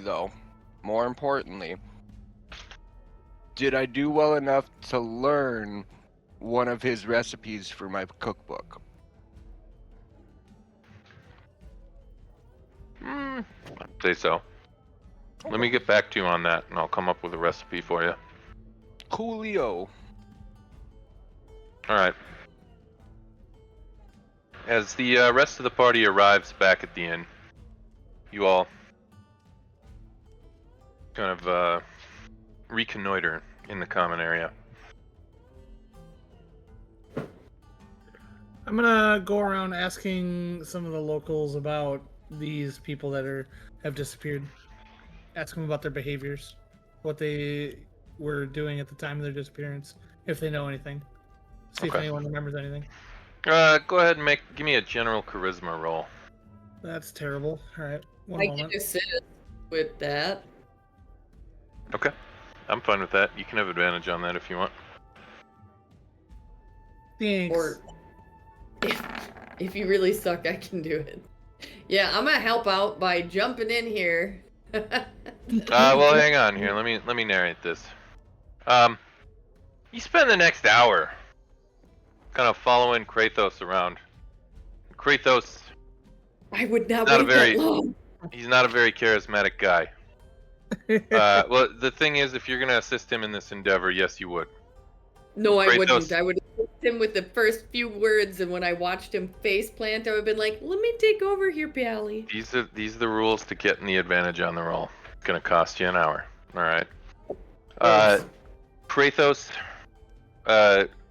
it frequently makes his way to different tables, and he sort of leans in.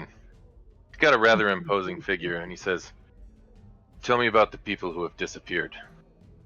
And the patrons sort of look sort of shocked, and you kind of step in, and you're like, "What he means is we're trying to investigate the disappearances, and we're looking for any information." And Kratos then turns around back at you and says, "I said that. Now tell me." And the situation tends to become, after several minutes of talking, just so awkward that you kind of have to work very hard to sort of explain for him. He loses his patience and then just purposefully strides towards the next table and begins making the same demands. And so you'd sort of spend the next 45 minutes to an hour just trying to clean up this horrible mess of an attempted investigation. I'm And gonna by go that point, you back- finally decide you're going to go out on your own, maybe, Yeah. and investigate for yourself. Sorry. I'm gonna specifically ask about Hop Brightfoot and Nora Delvine and Henner Belwick and Durla Greyfist and Savion the Scald. And I'm gonna ask if anybody knows how they went missing, specifically. And Do you actually remember all those names, or did you write them down? They're in the gave us handout. Oh, crap. There you go, not paying attention again. That's all right.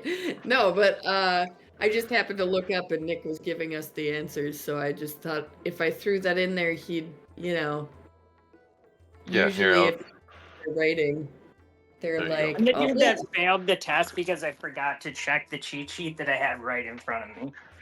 Yeah, that's pretty much yeah. what happened. There we go. That'll do. How about that? Yeah, this would be a charisma check. Do you get proficiency with the charisma save or no? Yes. Yeah, so I want a charisma check instead then. Sure, Bob. Jesus, the first one would have been a 24 either way. Oh. Well, but you get your proficiency bonus for that. Yeah, but it wouldn't have been a 4. I know. Oh. You decide to try a lighter approach, and as you move about from table to table, a lot of people have kind of lost their patience with random strangers coming up to their table at this point, regardless of how polite you're trying to be now. They just sort of want to be left alone and don't want to participate in whatever this is. Yeah, I'm just gonna say to the rest of the party, they don't know shit, and that's cool. We know the information I think we need to just move on from this conversation. Because it's not here. We're just gonna watch the dwarf not die, and then after that, we're gonna go to East Haven. Next spot on the list. By this point, it's about midday, and as you all kind of have exhausted your investigative powers here in the common room, you've still got several hours till nightfall. So, is there anything anybody wants to try and accomplish in the meantime? Well, I was trying to investigate, but that didn't go well. You weren't alone, brother. Yeah, based on your last sort of narrative, I'm not going to walk around table to table and ask everybody to tell me about their dreams. Can I? Can we go out to the sites of the disappearances and look for any clues?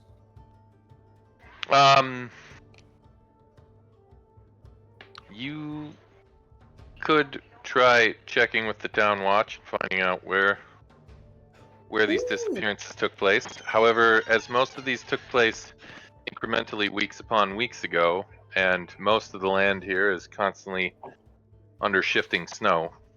Okay. Okay, yeah, I'd like to go speak to the town watch to see if we can look at the most recent site of the disappearance. Yeah, get any documented information they have about any of the disappearances, dates, times, places, whatever they have for any of them. How late is it right now? Like I said, it's about midday. Oh, okay, crap. I keep imagining that it's later. All right. I'd like to talk to the town watch specifically about this situation if we get a chance, because it turns out there's 40 gold pieces on the line for some information, so Well, if I'm reading that right, there's actually 450 gold pieces on the line, 40 for each individual, and then another 250 if we can find the person doing it. yeah, sounds good. And the lady at the shack back there with a lot of information probably deserves 42. Because if she runs out of supplies, she's not going to be able to make us bread. I think that's the first nice thing I've heard you suggest. The funny part is I think she's the one offering the money. No, the That town makes watch sense. is. Town watch. Town watch For is the paid by her. Oh. Right? Oh, is that what She's it is? she's the town speaker. speaker. She's Oh. she's the mayor. That's really funny. Well then, yeah, they're definitely gonna owe us for sure. Gosh, that feels weird now. Maybe we should steal those gold bars from that chick and give them, or they were No, platinum why? bars, Okay. and then give I'm- them to this lady. Okay. Hey, anybody know anything about those launch codes? Those launch codes. I love gold. But seriously, anybody know anything about any launch codes? No. All right. As you approach, most of the town watch can sort of be seen kind of patrolling the streets by day. There's usually only a handful of them out. Lonelywood's not the biggest town, and so as you kind of approach, one of them sort of looks you up and down and says, "Can I help you?" Yes. We're trying to help with the ongoing situation of disappearances. I'd like to investigate the site of the most recent disappearance. Can you show me where that was? And he says, "Yeah, it was about 2 nights ago. I don't know how much help it'll be at this point, but he says, follow me."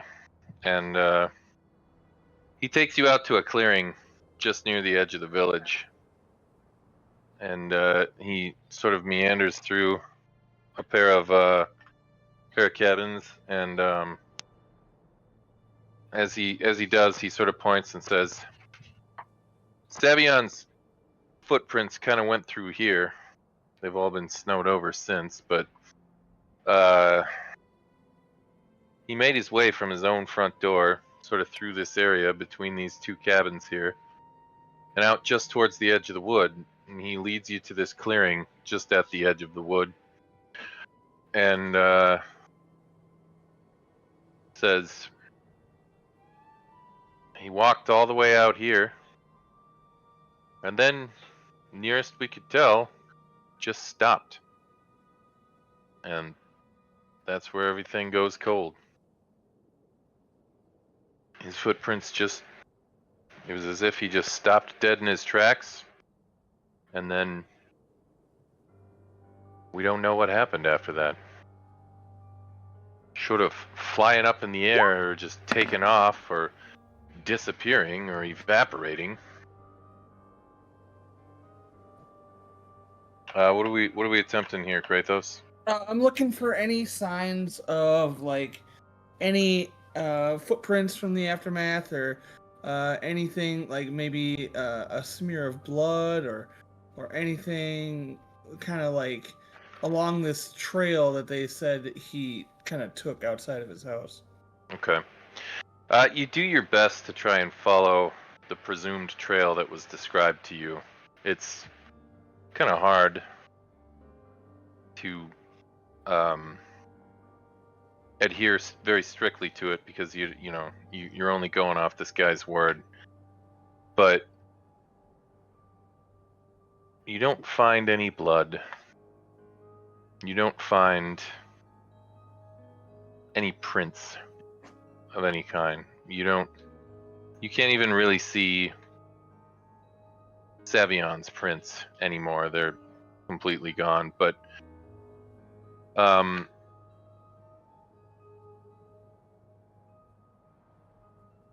Come collect the cat. Let me see if I can smell any blood or anything, predator senses and whatnot. That'd be a good idea. we can just presume everybody came with at this point too. That's totally fine. All right. You want to, investigation? If you're trying to smell, it's going to be a perception, and if you have keen sense of smell, you would get advantage. Just If one Tabaxi second. you have that. Yeah, let me check.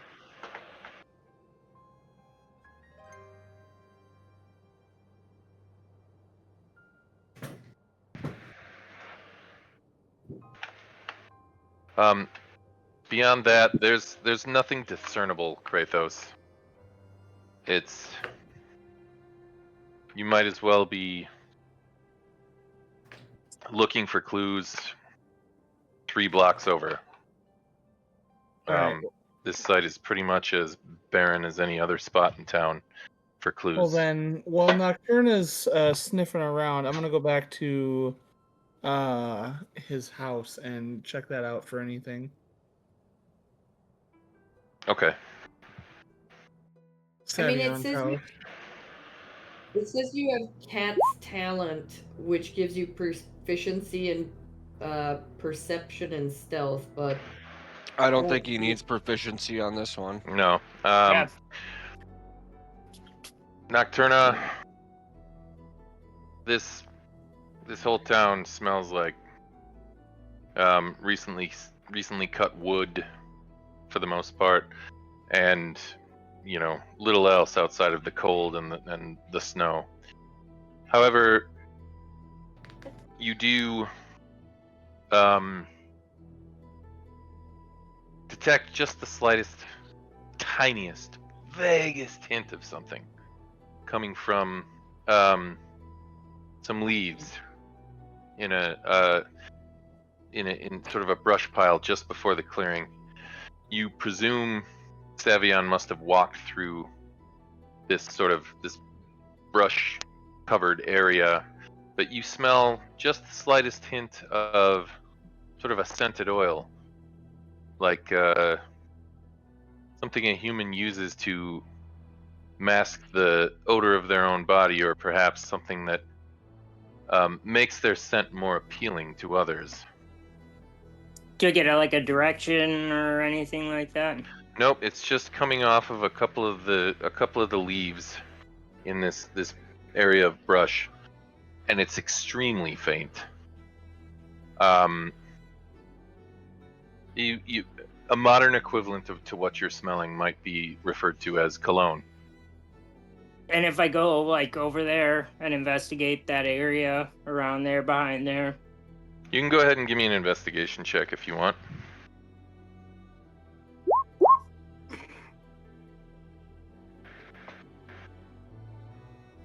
There is nothing that you can determine after several minutes of looking the area over. Not even a footprint, not even sort of like the indentation now covered with snow of a footprint. Everything's been properly snowed over since the disappearance. Nearest you can tell, that faint scent of cologne is the only thing saying that Savion was here, assuming that this is Savion's cologne.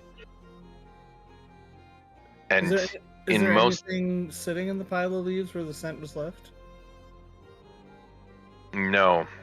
Best you can tell, he probably brushed up against it, or had to sort of work his way through here a bit more gently, and thus the leaves rubbing up against. So faint is this scent that most other tabaxi wouldn't even be able to pick this up. It's some sort of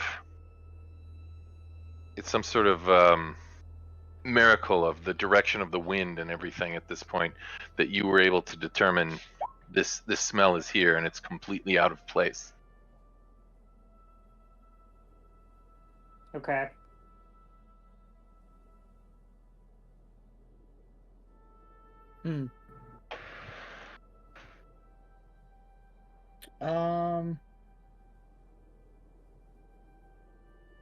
Interesting. So going back to Savion's place then. Mm-hmm. Are we able to determine by looking at the scenery what his activities prior to leaving the house were? Go ahead and make an investigation check.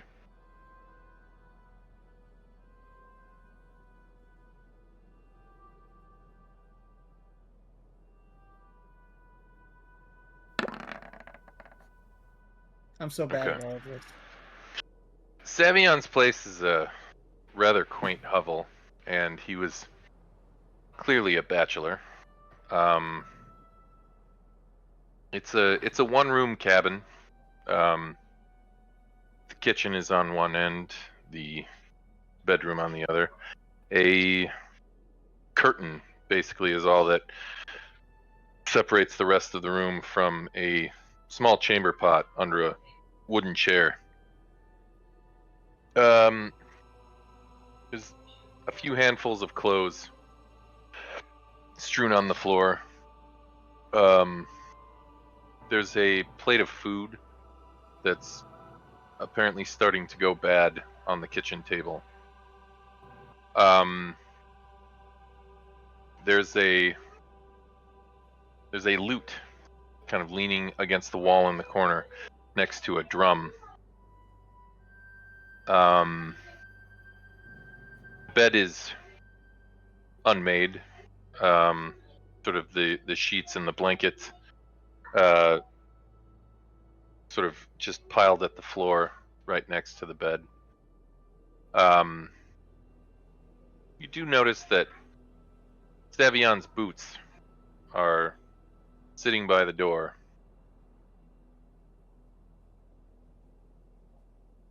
I'm gonna sit down as if I were about to eat at the plate of food. Okay. Looking directly in front of me. Am I looking at a window or am I looking at a wall? What am I looking at? You're looking at a wall. Oh, okay.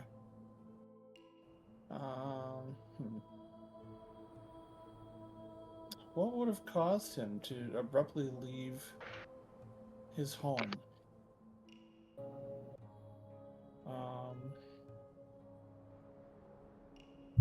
We should check his bedroom. Well, it's We're a not there, studio, TB. right? Oh, that's right. We're- My bad. Yeah, we're not there. Well, I mean to be fair, it's like a studio apartment, right? It's all encompassing. Yeah, it's a one-room hovel basically. I'm going to check underneath his bed for anything he might be hiding. Okay. You poke your head under the bed. You can see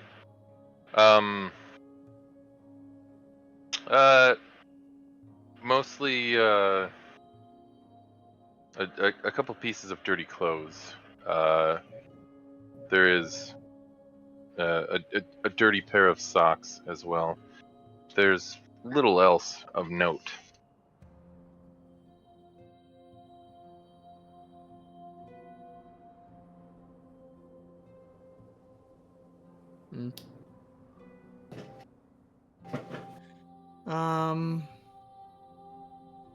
Does he have like a disposal or a garbage or anything like that?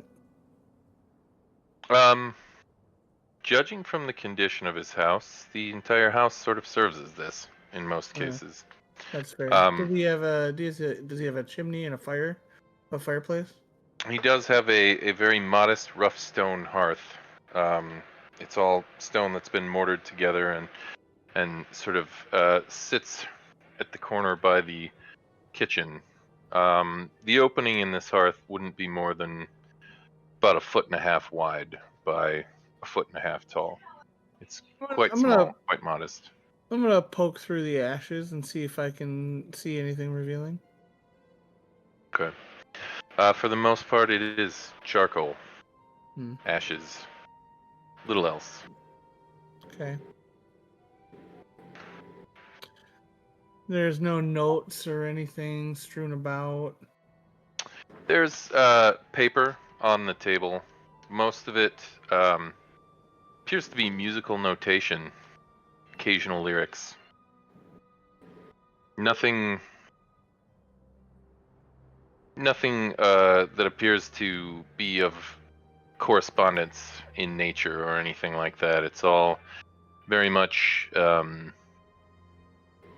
music oriented.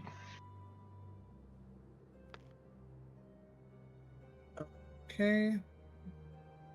Um.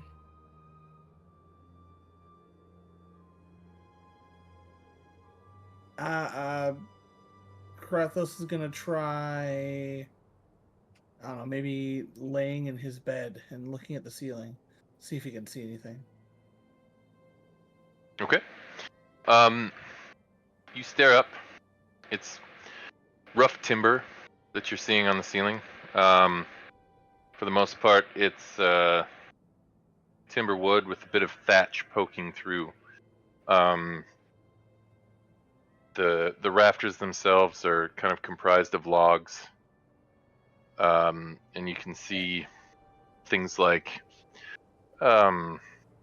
occasional herb hanging and drying, as well as clothes hanging to dry as well, sort of from these rafters. Very little else. All right. There's nothing here. I don't know. I'm gonna rejoin the group. Okay. Kratos, as you sort of make your way back, Nocturnus just sort of wrapping up, checking the crime scene as well.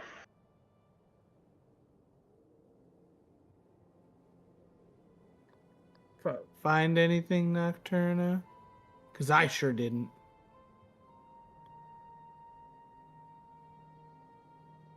I'm gonna take that as a no. Yeah, Nocturna is still muted. Nick. He's dead, Nick. Jim. He died. What did I do? You died just now. Yeah. You Ah. lost all of DnD in this moment. No, I was Ian gonna- had a question. Yeah, go ahead, Ian. I was just gonna say I was just meeting back up with Nocturna, trying to see if you'd located anything. No, I didn't find anything. It's a damn shame. Neither did I. Yes. All right, well let's move on. And the town watch just kind of says, yeah, this has kind of been the deal. No evidence of any kind, and every single one of these has been the exact same way. The only thing we have to go on is the footprints, and after a day or so, those are typically gone too.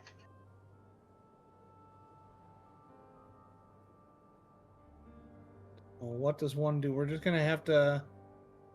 The only thing we can do is try and watch one in the act and follow him. So And with that, I'll do a little check in on the guy that I'm TV and I are over watching. Yeah, he's growing. Go ahead and make an insight check first. Okay. Yeah, you can see the situation seems to be getting more and more tense for him. He's agreed to do this, but you can tell it's just like the moment before you're getting a shot. You know, doesn't matter that you're like, oh, it's just a needle. Oh, it's you tend to be psyching yourself up in the process, which is exactly what seems to be happening to him. And Can I try and take his mind off things and just sit with him? I don't know. We can munch on stuff, bullshit, whatnot, but talk about, where our caravans have been. Just try and keep his mind off of it. Just to pass the time for him. Make a persuasion check.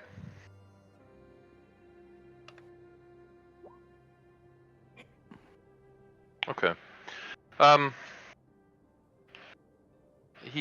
he sort of answers your questions, and he gets a little engaged in the conversation as well.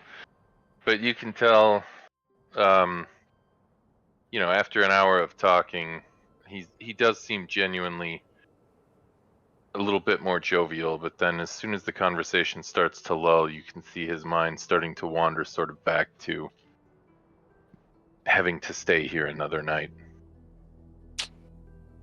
Copy that. Just kind of reassure him, we got you, buddy. And then, wait for evening. Okay. Is there anything anyone else wants to attempt to do before evening?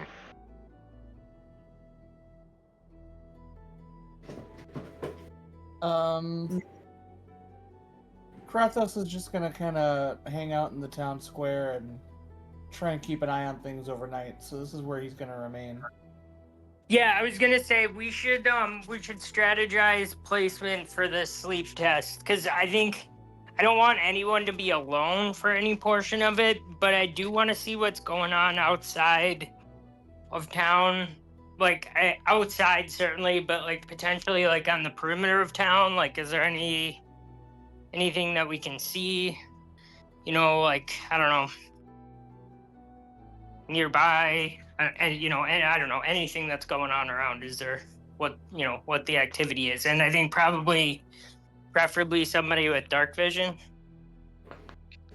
might be good. I hope I'm not the only one. I think I have night vision. Kratos has blind fighting. I can make light. I can make us all glow. That help? I also That does not help at the moment. No, I think that's why I say we want dark vision, because I don't think we want someone sitting there with a lantern. Like, that's probably going to scare off anything that might be going on, right? I guess if I'm the only one, I guess I can be one of the people outside. I guess I'm not necessarily going to help with the sleep study. I think I know I joked about leaving the fairy outside, but the fairy's probably the one we want inside doing the sleep study, right? Jug can cast dark vision to give a person dark vision for 8 hours. What is the dark vision you give them? dark. It just granted the ability to see in the dark. For the duration, it has dark vision out to range of 60 feet. Okay, 60. Because you can get different range dark vision, Yeah. Oh, gotcha. That stupid Twilight cleric that had like 360 dark vision or something like that.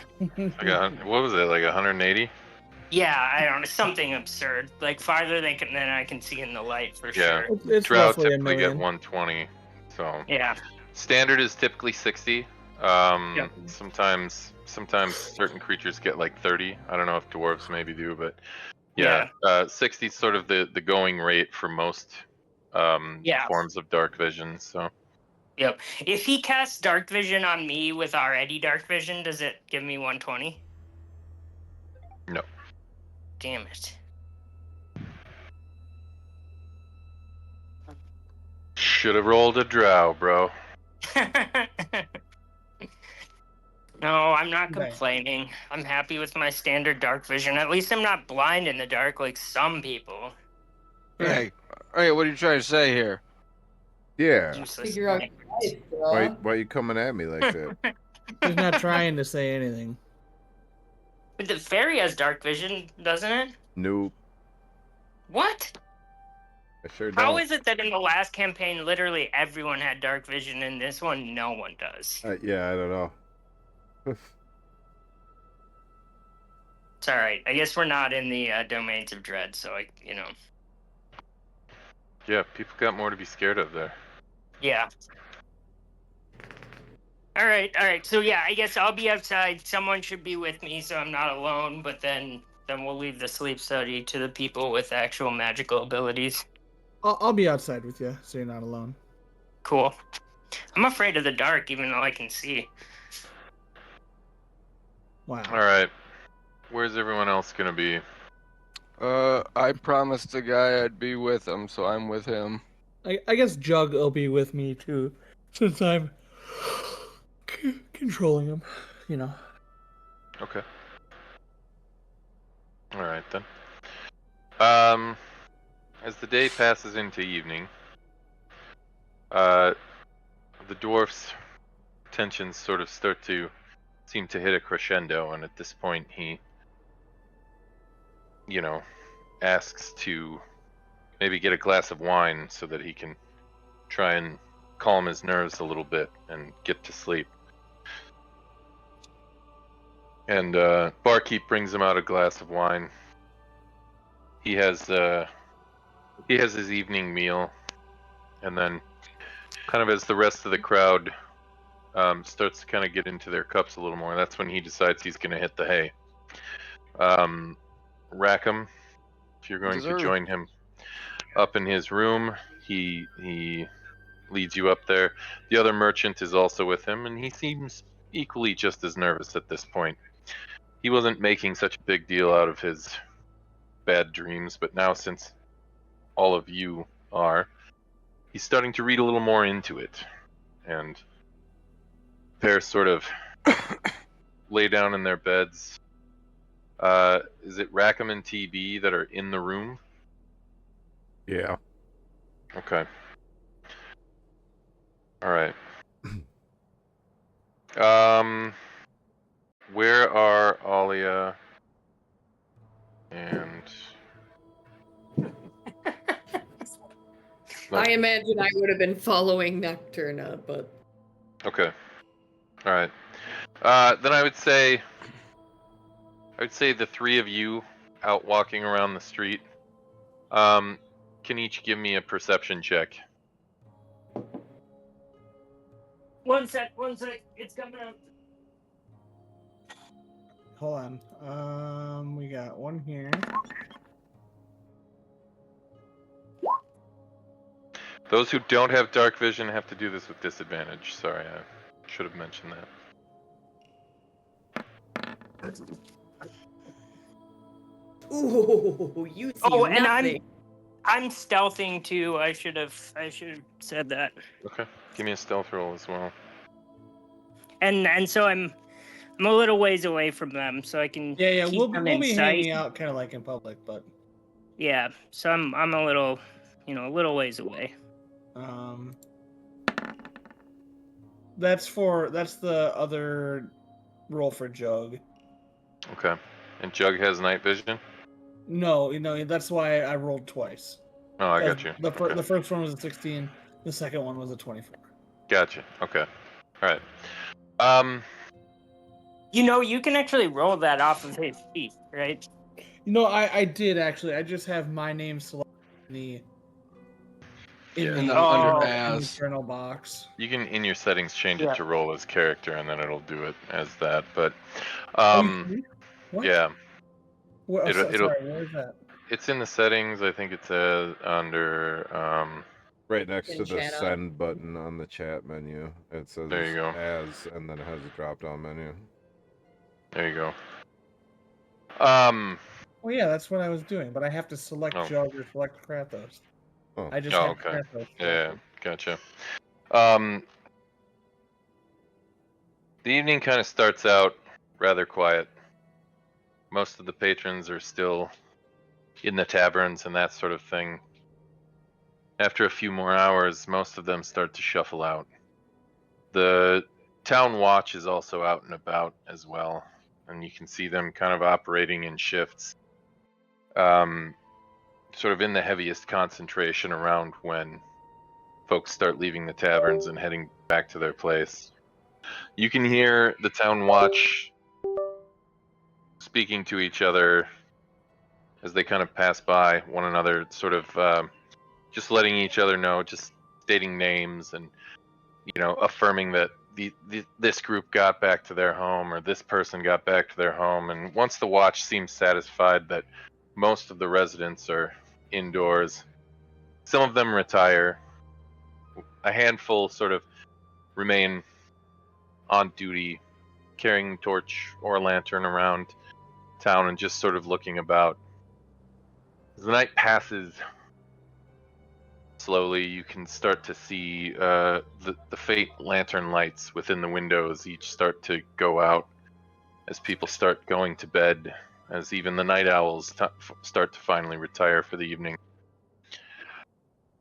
And it's kind of it's after these first few hours when the night actually just gets dark and quiet and lonely, when you actually start to expect things might become interesting, and you start to patrol the streets, fervently looking about for anything out of the ordinary.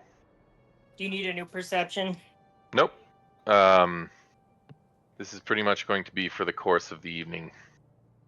Occasionally, you'll see a bout of movement as you're rounding a corner, and you sort of quickly hurry to see what it is, just to see a member of the town watch, just as eager to see what the hell you are as you cross around.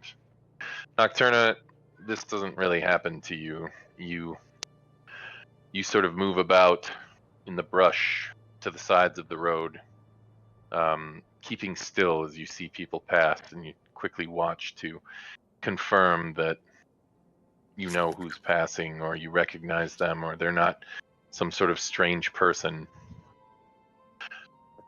Meanwhile, within the inn, TB and Rackham, you're both in the room. At first, it's kind of uncomfortable. The dwarves are not sure how to act with you being in the room with them as they're trying to sleep. But eventually, as time progresses, they actually do start to fall asleep.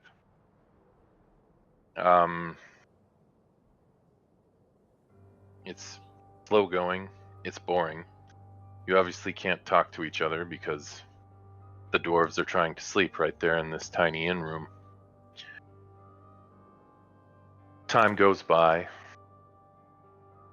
and you start to notice one of the dwarves beginning to toss and turn. Soon, the other one begins to toss and turn. Nothing. I'll notion. Just go lay your hand on him. Go start casting your ritual. See if they're just having bad dreams, or maybe something's affecting them at this point. All right, I'll try and creep over and set up the as quietly as possible. Start to set up the identify ritual. Okay. Give me a stealth check. Does he get advantage since he's flying? I get disadvantage because I'm wearing heavy armor. Yeah. What? However, you're still able to move quite adeptly about and set up your ritual. As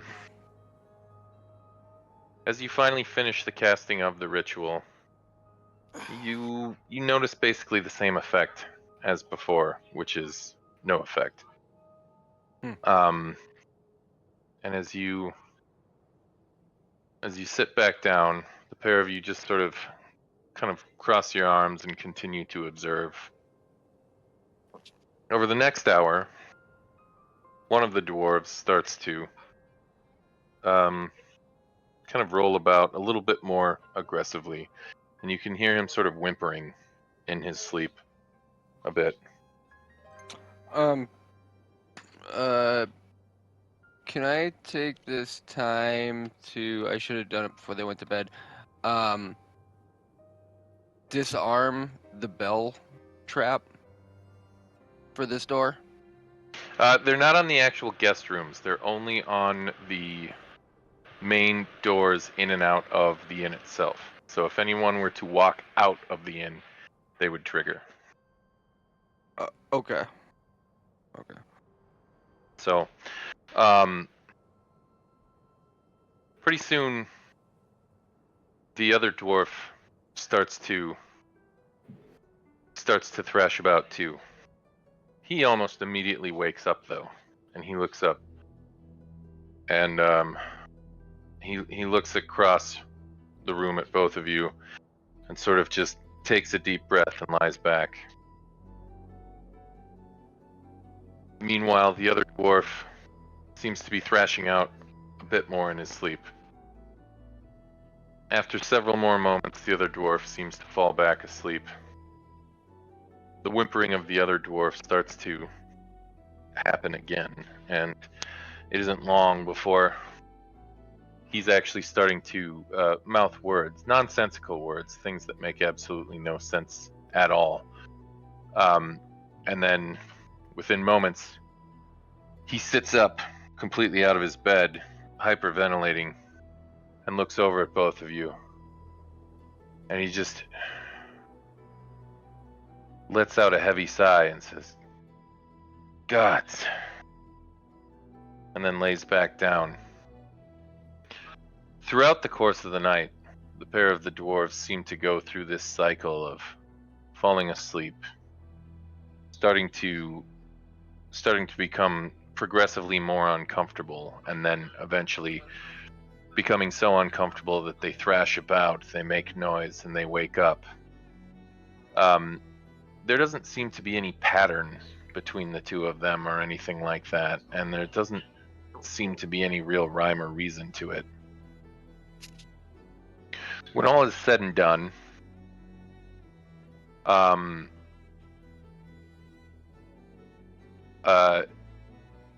night finally passes, and the first moments of light start to rise on the horizon. I need everyone to go ahead and make me a Constitution saving throw.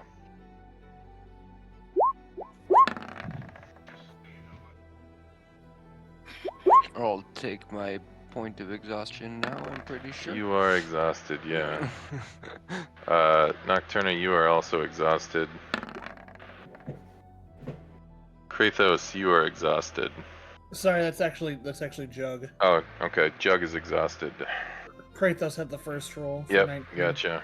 So yeah, Nocturna, Krathos, and Rackham, you're all exhausted as the sun comes up. The dwarves now rise, looking just as tired as the rest of you feel. And they look at you, Rackham and TV, and they say, "Well, anything?" Do you remember waking up in the middle of the night a few times? Like, do you have remembrance of that? I remember it happening, but I couldn't give you an exact number of times. Oh, fair enough. Just making sure you were conscious during that. Neither of you actually tried to leave, but, you know, I can see the discomfort pretty plain as day. I mean, night sweats, oof. But, so, I guess we got one more day to watch you, and then, you know, if we can't figure it out from there, we'll have to go elsewhere, but then at least your job will be done. And at this, the first dwarf sort of says, No, I agreed to one more night, and I did one more night. I'm leaving." And the other dwarf says, that's fine. There's just a little bit of work for me to wrap up, and I should be ready to go." He goes, "I'll stay." But the first one is quite insistent that he wants to leave today. Do you guys happen to have, you know, we're not going to be able to journey with you to the other town. You know, we're going to stay here, but do you at least have the means of, it'd be common knowledge for, like, sending messages and whatnot, right? Oh yeah. You know, means for sending for once you get there safely to the next town. You know, and then that way, if we don't get word from you, you know, by midday, we'll know that something. Make a persuasion check.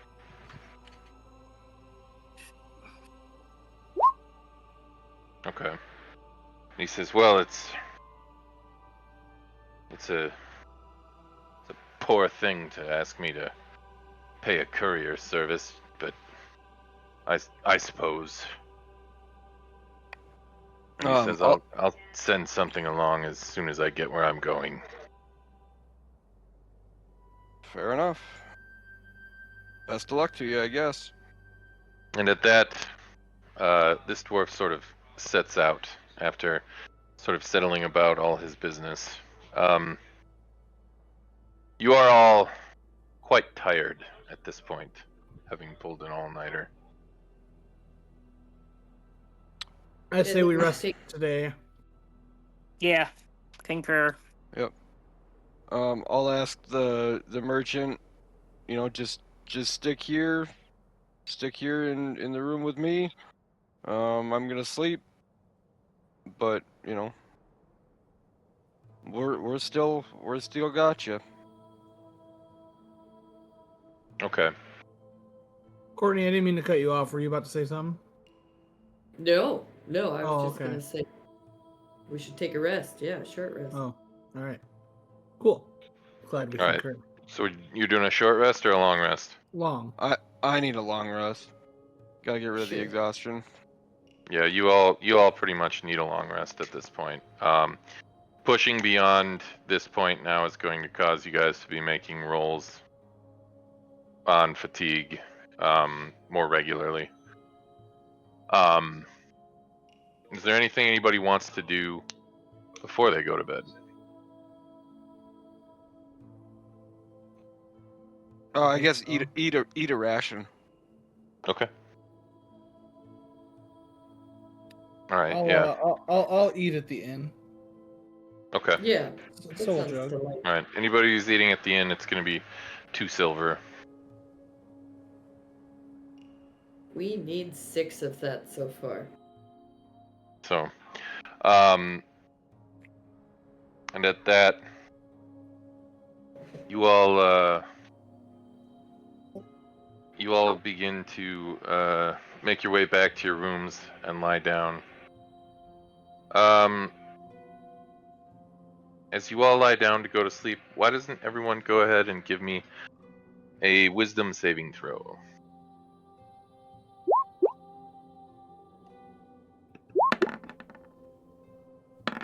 Black.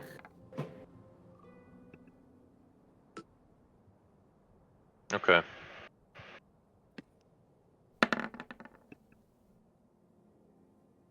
Okay.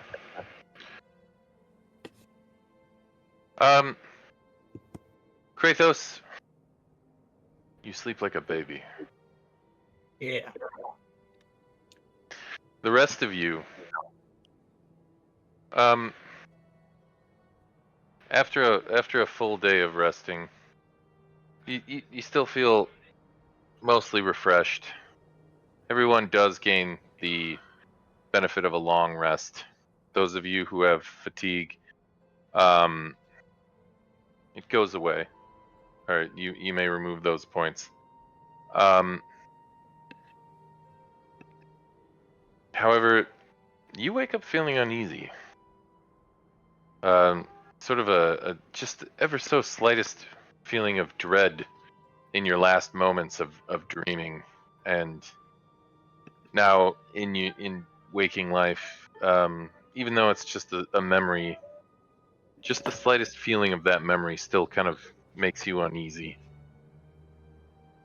You can't remember what you dreamed, only that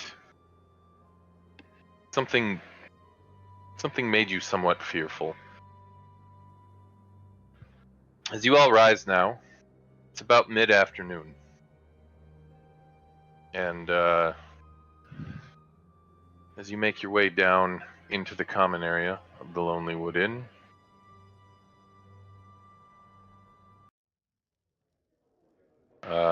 Piss awaits you and looks you all over and says, "So, how did the sleep study go?" Nothing to I slept report great. yet. But now, I think we've been here long enough where it's affecting us now. So,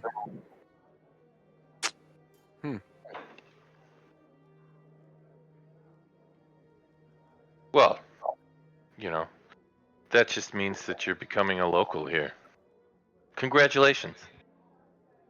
Well, Thanks. thank What you. I You- always plan- wanted. I planned on it. At least making shop. We do plan on spending a lot of time in our friend's bar here. And I, All right. oh. Well, what's next? We got one more night. Do it Watch one more over time. this guy. So I say I do. You know, me and Nocturna and Jug do the same thing in the town square overnight. Just kind of keep an eye out for anything going on. You guys watch over the dwarf.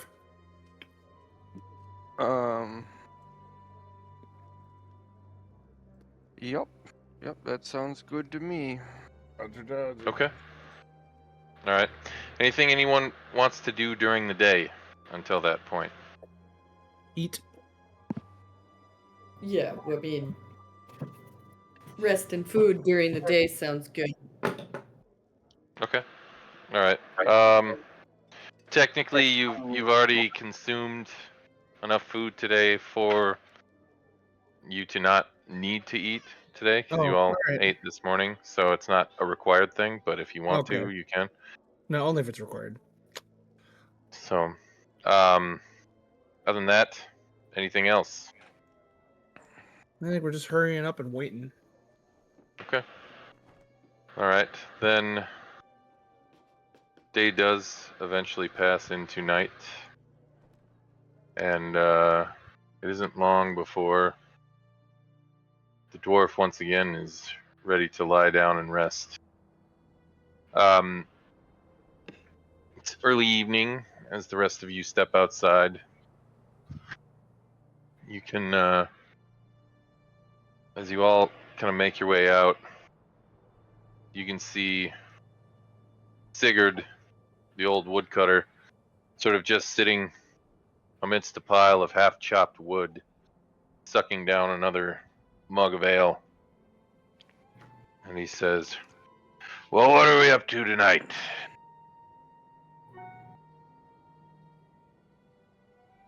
Same thing we do every night, Pinky. Try to Try to- stop the demons. Oh, what? Well, that's, alright, well, that's, oh. Say, you wouldn't be willing to buy me another drink, would you? Did you earn it? Well, I've been chopping wood all day. It looks only about half piled up to me. Well, that's the other half's already been burnt, damn goblin. Burning up wood like it grows on trees. He starts to laugh to himself and suck down the last of his ale. Ay, ay, ay. Ooh, this man. It sounds about par for one of his jokes. I'll toss him enough coin to get another drink. And he says, "All right," and he runs in quick, and after a couple minutes emerges with another ale in his hand and starts to suck it down. The night begins to pass on. Everybody who's out on the street, give me a perception check. If you don't have dark vision, you do it with disadvantage. I was just gonna say, for this night, Jug is gonna cast dark vision on himself. Okay. Sounds good. And I'm stealthing again. Okay. Yikes. Yeah, thanks. Somebody can see shit.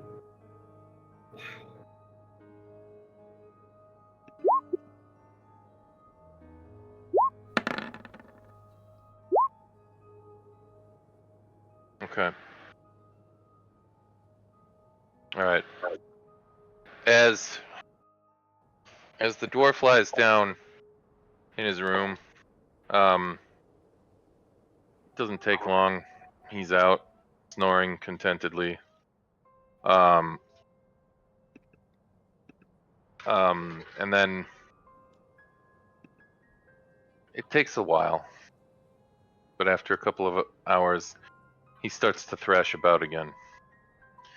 As the rest of you patrol outside, once again, it's another situation of jumping at your own shadows and looking around, expecting something as you walk about the quiet, dead streets of Lonelywood.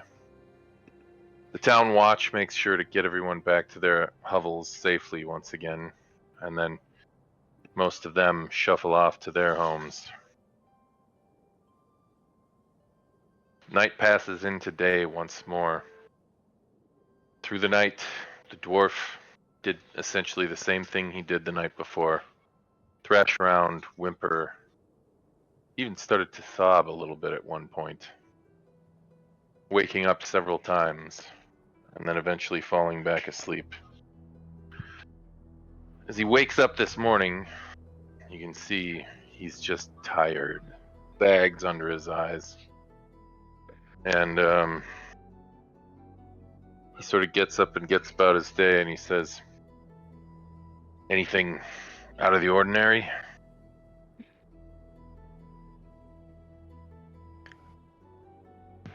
It was yesterday. Whimper whining didn't do what we were hoping for. This is clearly not working out for me. And you're getting nothing from your detect magic, identify rituals. Nada.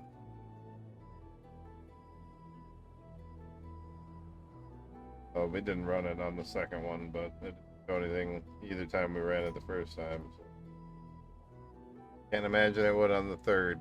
I'm kind of feeling like we should probably follow the trail of the ranger into east. Probably our only clue at this.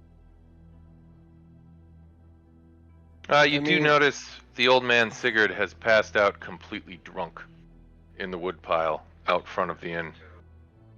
And he seems to snore contentedly. And as you all make your way in from the cold, you walk past him and he sort of looks up at you and wipes frozen beer from his beard. And he says, "Morning," and sets about chopping wood once more. How is he still alive? He was made for this. You know, he's a lot younger hearted than he might put off. You don't know that. "But I am," he says. No, I do know that. Well, I don't know that, but I suspect that because he told me so. But I'm not fully believing everything Sigurd tells me because, you know. Sheesh. At this, everybody give me another Constitution saving throw. Well, I mean, we're gonna go to sleep. Yeah.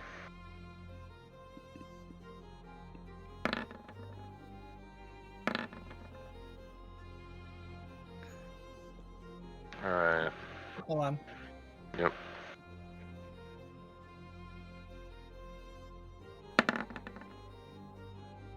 Nice. Jug's gonna get 2 points of exhaustion. Nocturna, you're gonna get 1.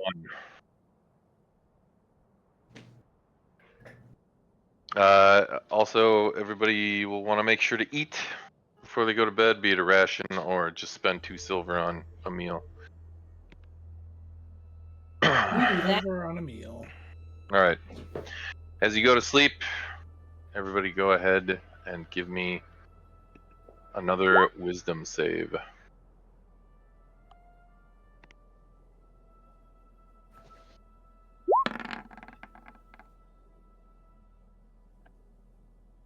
There it is. There's the 3 I wanted.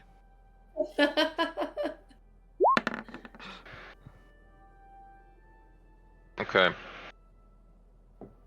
Everybody awakens in the afternoon. You feel refreshed from your sleep, and everyone gains the benefit of a long rest. TB, you do not feel as refreshed.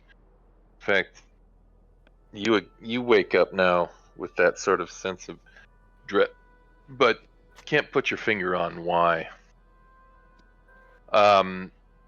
Jug is able to remove 1 point of exhaustion, but not both.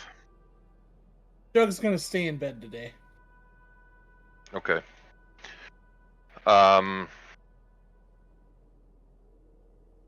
We should And all at pay. that, the second dwarf begins to prepare to depart as well. Hey, did we ever get correspondence back? Well, it's only been a few hours, or it's been 8 hours, so And courier it's, services don't run overnight either. So Does anyone else on the team have a decent stealth or a decent dex? Yes. I have I good also have dexterity, blink. but I have good dexterity, but bad stealth. I Yeah, have a you plus. so you get advantage on stealth, don't you? Oh, you got your stupid armor. Jug can cast Pass Without a Trace. That would All be right. great. Yeah, I want to follow the dwarf out of town, like from a distance, stalk him out of town. But I only want to go with people who can do it hidden, and I don't want to go alone. You might be screwed there, buddy. Yeah. Well, Yeah. And I can use blink, and I can use that. I don't know, for up to a minute, I What? guess. But that won't do blink you any good. no, I thought you can. Not for tailing people. Like that's Oh. right. Like if I touch everybody's cloaks and turn them all white, can we have advantage on stealth and then do pass without trace?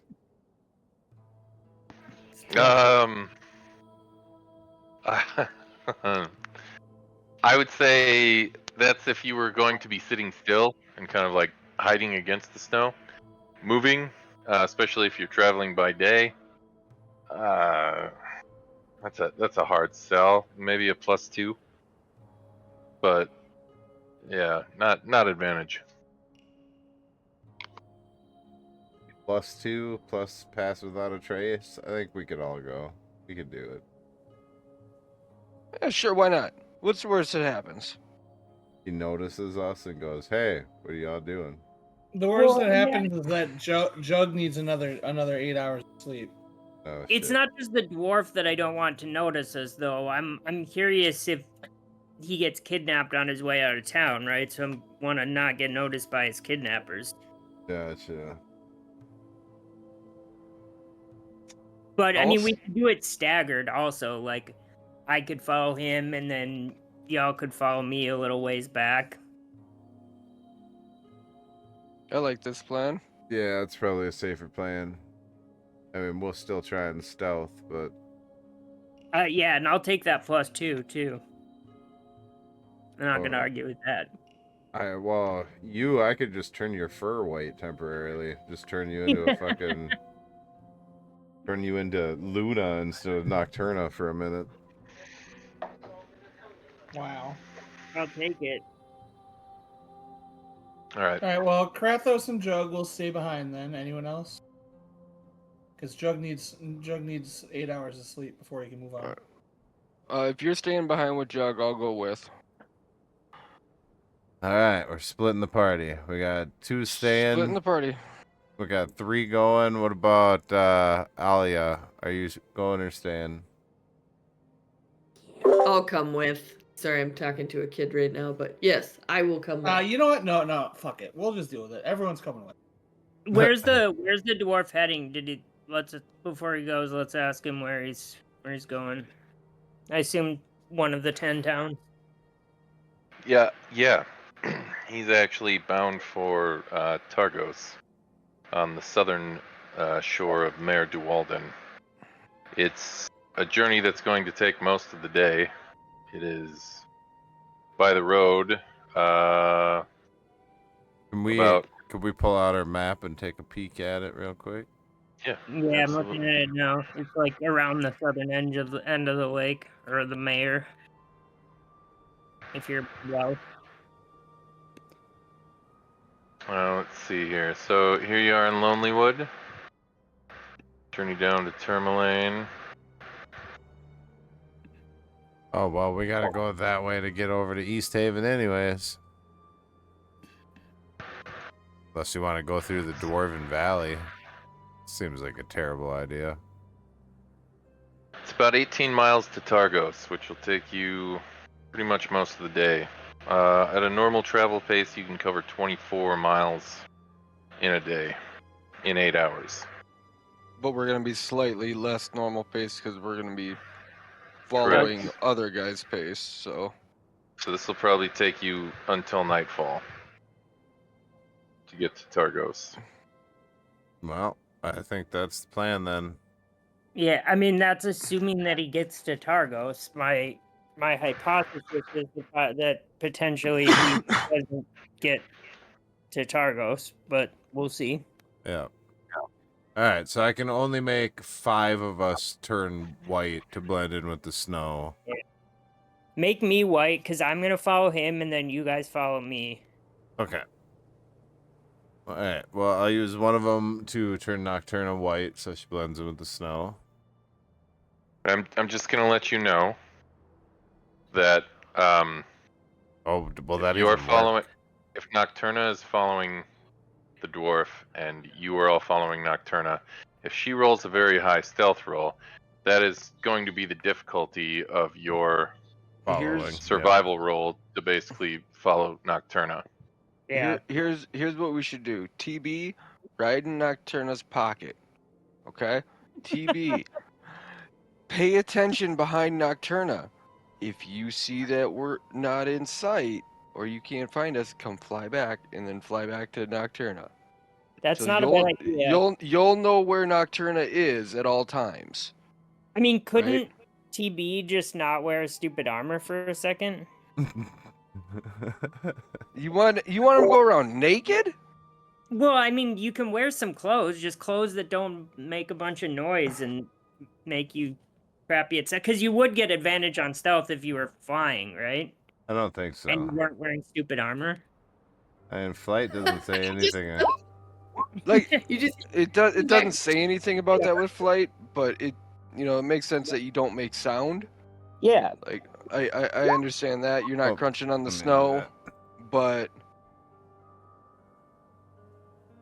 Well, I mean, I'm small, and yeah. Neither of my That's last two fine. characters have worn armor, so I'm kind of resentful of people who wear, stupid exoskeletons. I'm understandable on that as well. Yeah, in this case, flight is not going to give you any bonuses for stealth. To be Yeah. fair, nor- Krathos is also wearing heavy armor, so. Yeah, that's why you're at the back of the line, though. Oh, I mean, Just kidding. Why don't you could just like drop us breadcrumbs or something? Yes, yes. I can drop breadcrumbs or like little black stones or something. I mean, Oh, it's I thought also not a I huge. thought we were gonna have to go to huge- Nimsy Huddle. It's not a huge problem if you lose track of me. I mean, because we are going in the same direction. Yeah, we're going on the so road, so we we'll know what our target is. I mean, I guess it's a problem if he does get kidnapped and I start following the kidnappers off the trail. But I guess if that happens, then I can drop something to like, I mean, at that point is where TB would just get out of your pocket, right? And then stand there, wait for a moment, wait for us to catch up, and be like, okay, went this way, right? I do kind of like the fairy in the pocket or the backpack idea. Yeah, let's Yoda this bitch up. I'll ride your back. Pretend it's one of those like kitty backpacks with like a dome bubble window on it. Yes, I love it. You guys ever watch Bad Lip Reading? Yes. Seagulls, stop it now. Run, run, run, jump. I can be a backpack while you run. Swing from a hairy vine. I can be your backpack while you climb. What? No, I have not heard this. Oh, all right. Hang on. I'm gonna do you one of the best favors ever right here. Let's watch it afterwards. Alright, so that's the plan then. I will turn Nocturna white. I will hide in some part of her clothing and or cloak or fur or I mean I'm small enough I could basically just like cling to your back and be, blend in. Yeah, except did your heavy armor give me disadvantage on stealth? I don't think Clinking around? so, because I'm not moving and I would have to be moving for the armor to cling. Yep, that makes sense. But so for the rest of the party, if we do end up having to go off-road somewhere to follow the kidnapper and I don't have time to wait for you, it's too urgent, I'll pick up a big stone and I'll tell him, like, I'll make this glow a bright color and I'll drop it on the ground pointing the direction that we're going. I like it. Cool. All right. We planned good. Give us like a 60-second head start and then follow, normally. That way, if there are kidnappers, they'll see the whole group of you leaving, think they have time, and they won't realize that we're, ahead of them. Okay. All right then. All right, so we're casting Pass Without a Trace, and then Yes. 5 out of the 6 of you are going to be basically colored white. Yeah. Yes? So everybody but me, because I'm gonna be hiding in Nocturna. So everybody else Okay. will turn white and get a +2. All right, and Pass Without a Trace gives Plus- advantage. I think it's +10. Oh, +10. All right, so basically everyone's getting a +12 to their stealth roll. Is that me Nice. included or not count me because I'm That not with the group? only lasts for an hour, though. That's still an hour. It's still an hour. Yeah. Does that include me? Yes, when Should it's include cast. all of you. Yep, with any creature Yeah, within man, 30 when feet cast. when cast. Yep. So. Cool. Nice. I love it. Plus Okay. 12, that means I automatically get a 20 on my roll. Just no ones. All right, Rolls if an everyone at wants one. to go ahead and give us a stealth check.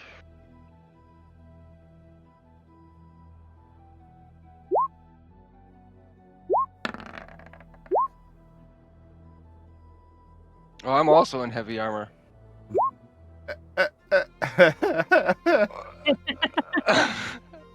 Look, I don't use armor. I'm not used to wearing armor. Period. Totally. Courtney, how many forgot about stealth that. checks are you giving me here, man? If you're talking, you're muted. The thing wasn't gonna go. I don't know why it was so hard. We'll use the first one, all right? Yeah, thanks. Let's see Hey, here. I'm so glad Pass Without a Trace was on. I Yeah. still got a 17. We got Yeah, rack 'em to 17, 17. 18, I got a 37, 37. 37, yeah. 20, 28. Also, why is mine saying I have heavy armor on? What kind of armor are you wearing? Heavy. I have medium armor on. That's what I'm saying. Like, I clicked stealth, but it never popped up and gave me my. Which medium armor are you wearing? Because it's okay. I'll take a look. there are medium armors that hinder that. No, it just. You don't have anything listed here. Yeah, I What think kind of it just armor says are you wearing? medium is all I know. I have no idea. What kind of armor is it? That's a great question. All right, hang on. Remember at the beginning of the game instead of Hang on. I'll figure this out. 1 second. You're a wirelock. A warlock. Wirelocks can wear. I don't think you can Wearables. wear medium armor unless. Oh, you're a hexblade, right? Okay, let's see here. So your starting gear is. I think I paid for scale mail is what it was, but I can't. Leather armor is what you start with. Leather. Scale mail, I don't think is light or medium. I think it is heavy. So let's take a look here. Scale mail's Well, I what I'm know- using. I think scale mail is what I'm using. All I know is it cost me 50 gold, so I'll let Oh no, you decide there. I have chainmail. not scale mail. So scale mail is medium. The AC is 14. It does impose disadvantage on stealth. Yeah, I think all of those chainmail, scale mail, I think all that does disadvantage on stealth, doesn't it? Yeah, I Pretty much changed anything shirts. above the leather does. Yeah. But yeah, what's my AC at? That would tell me. It says here scale mail is just a flat AC 14. Yeah. Why do I have 15 though? Let me Your double dex check. bonus? Dex Nope, mod. because It's no, your dex. no, because scale mail is it should be 14 plus your dex mod. It gives you a max of 2, and your dex mod is 1. So 1. that's there. There it is. Yeah. 15. So. Yeah. So yeah, Right. your Your armor class is correct, and it does have disadvantage.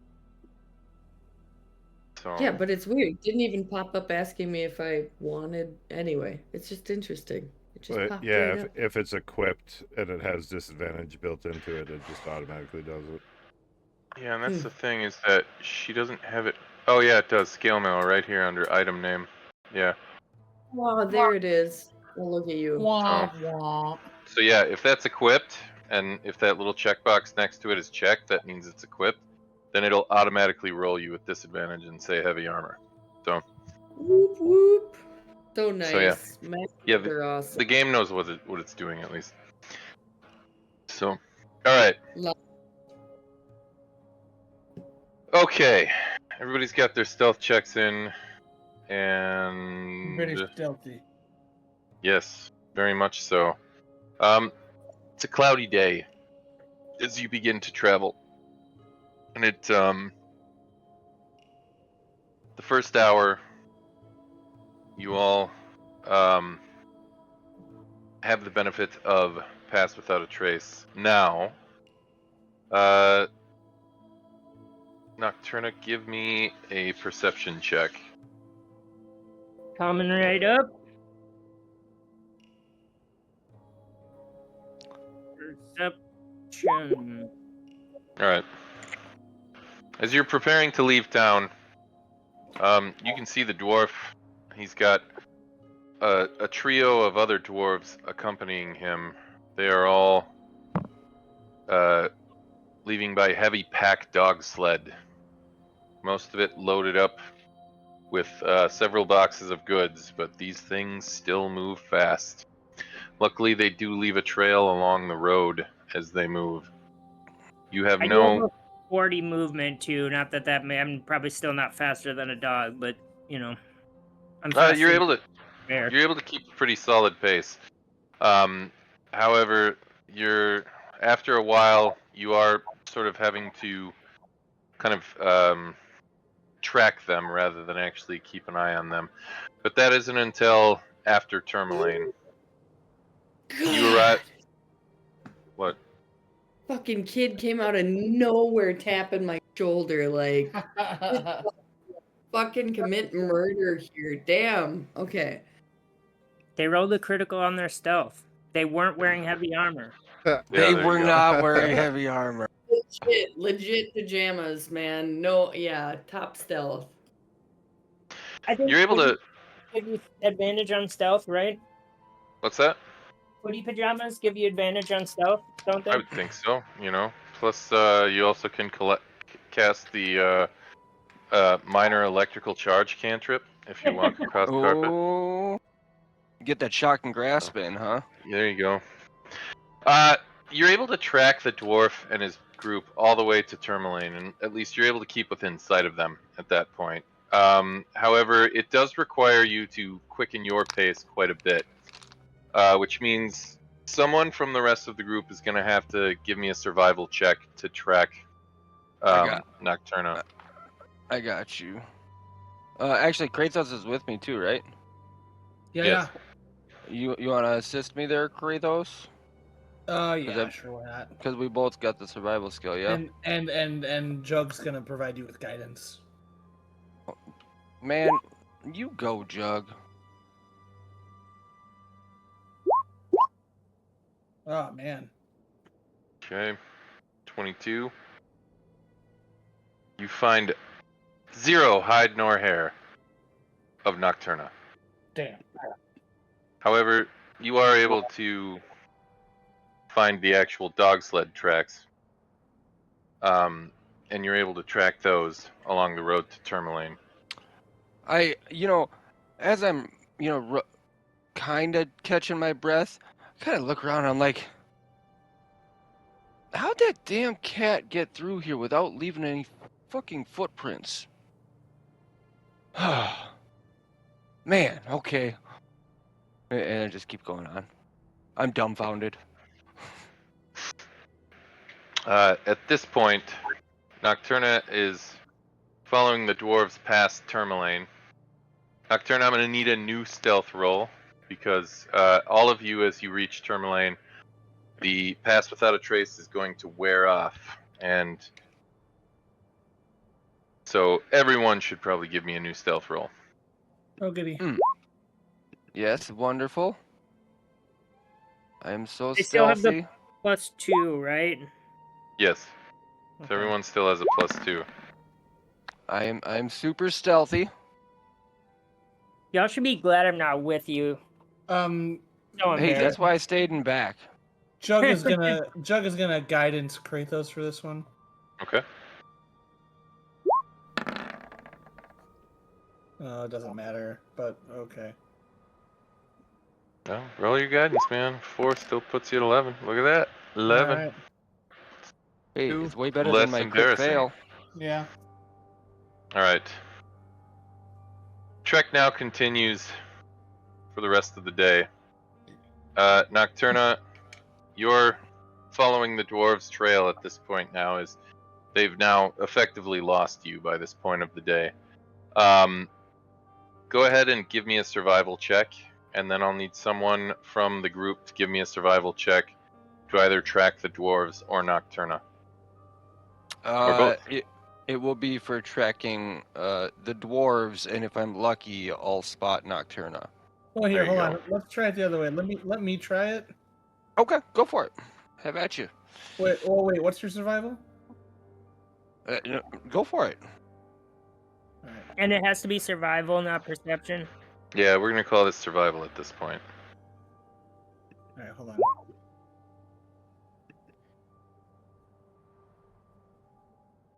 Jug's gonna do it. And Somebody he's do gonna- I'll help. I'll help. Jug's gonna do it, and he's gonna guidance himself. Oh, that's Kratos. Okay.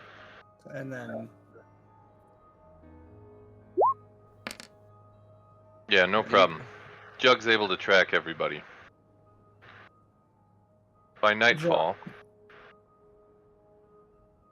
everybody finds themselves at Targos.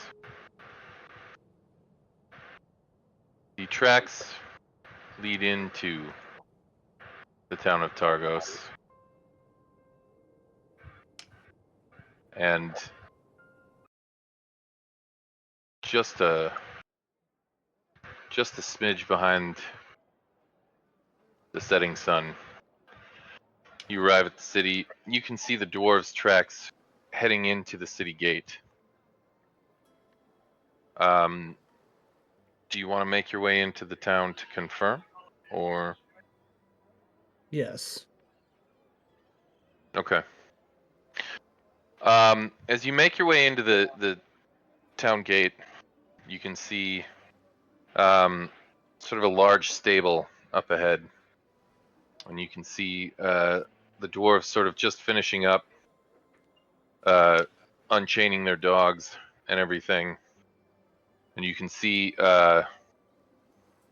your dwarf friend just getting ready to finish paying off the stable master and head into town. As he turns and takes notice of all of you, and he says, "Oh, it's you again. What are you doing here?"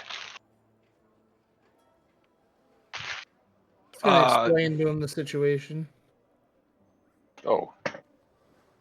Well, I don't appear to have been ambushed on the road.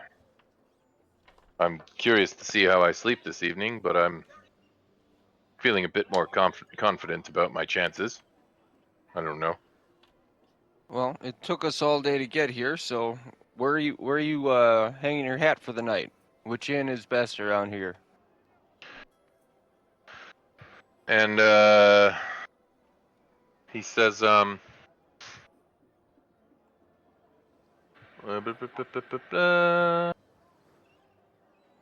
is the weirdest name of an inn I've ever heard. Dude, I would go to that inn. He says, I'll be staying at the Luskin Arms this evening. However, I'm not sure if I'm ready to have more company as I sleep. It's 2 nights in a row. No. Like, we'll get rooms there, right? And like, I won't stay in your room with you, but at least we'll reconvene in the morning, over We're breakfast following you. to make Okay. sure that, see if the dreams are still occurring for you. And to be quite honest, I mean, something was weird last night. I don't know, maybe, or this afternoon, whenever I slept. Days are getting weird. But, find out if it occurs to me as well. And he says, well, all right. I suppose one more night. My business is essentially concluded here, and I suppose if I'm still having those dreams tonight, then that's probably cause for alarm. All right, what the hell? And at that, he sort of acquiesces at this point. I think that is where we're gonna leave things off tonight. Ekin. And yeah, we'll catch back up with this next session. Excellent. Yeah. Exciting. So, was, who's taking bets?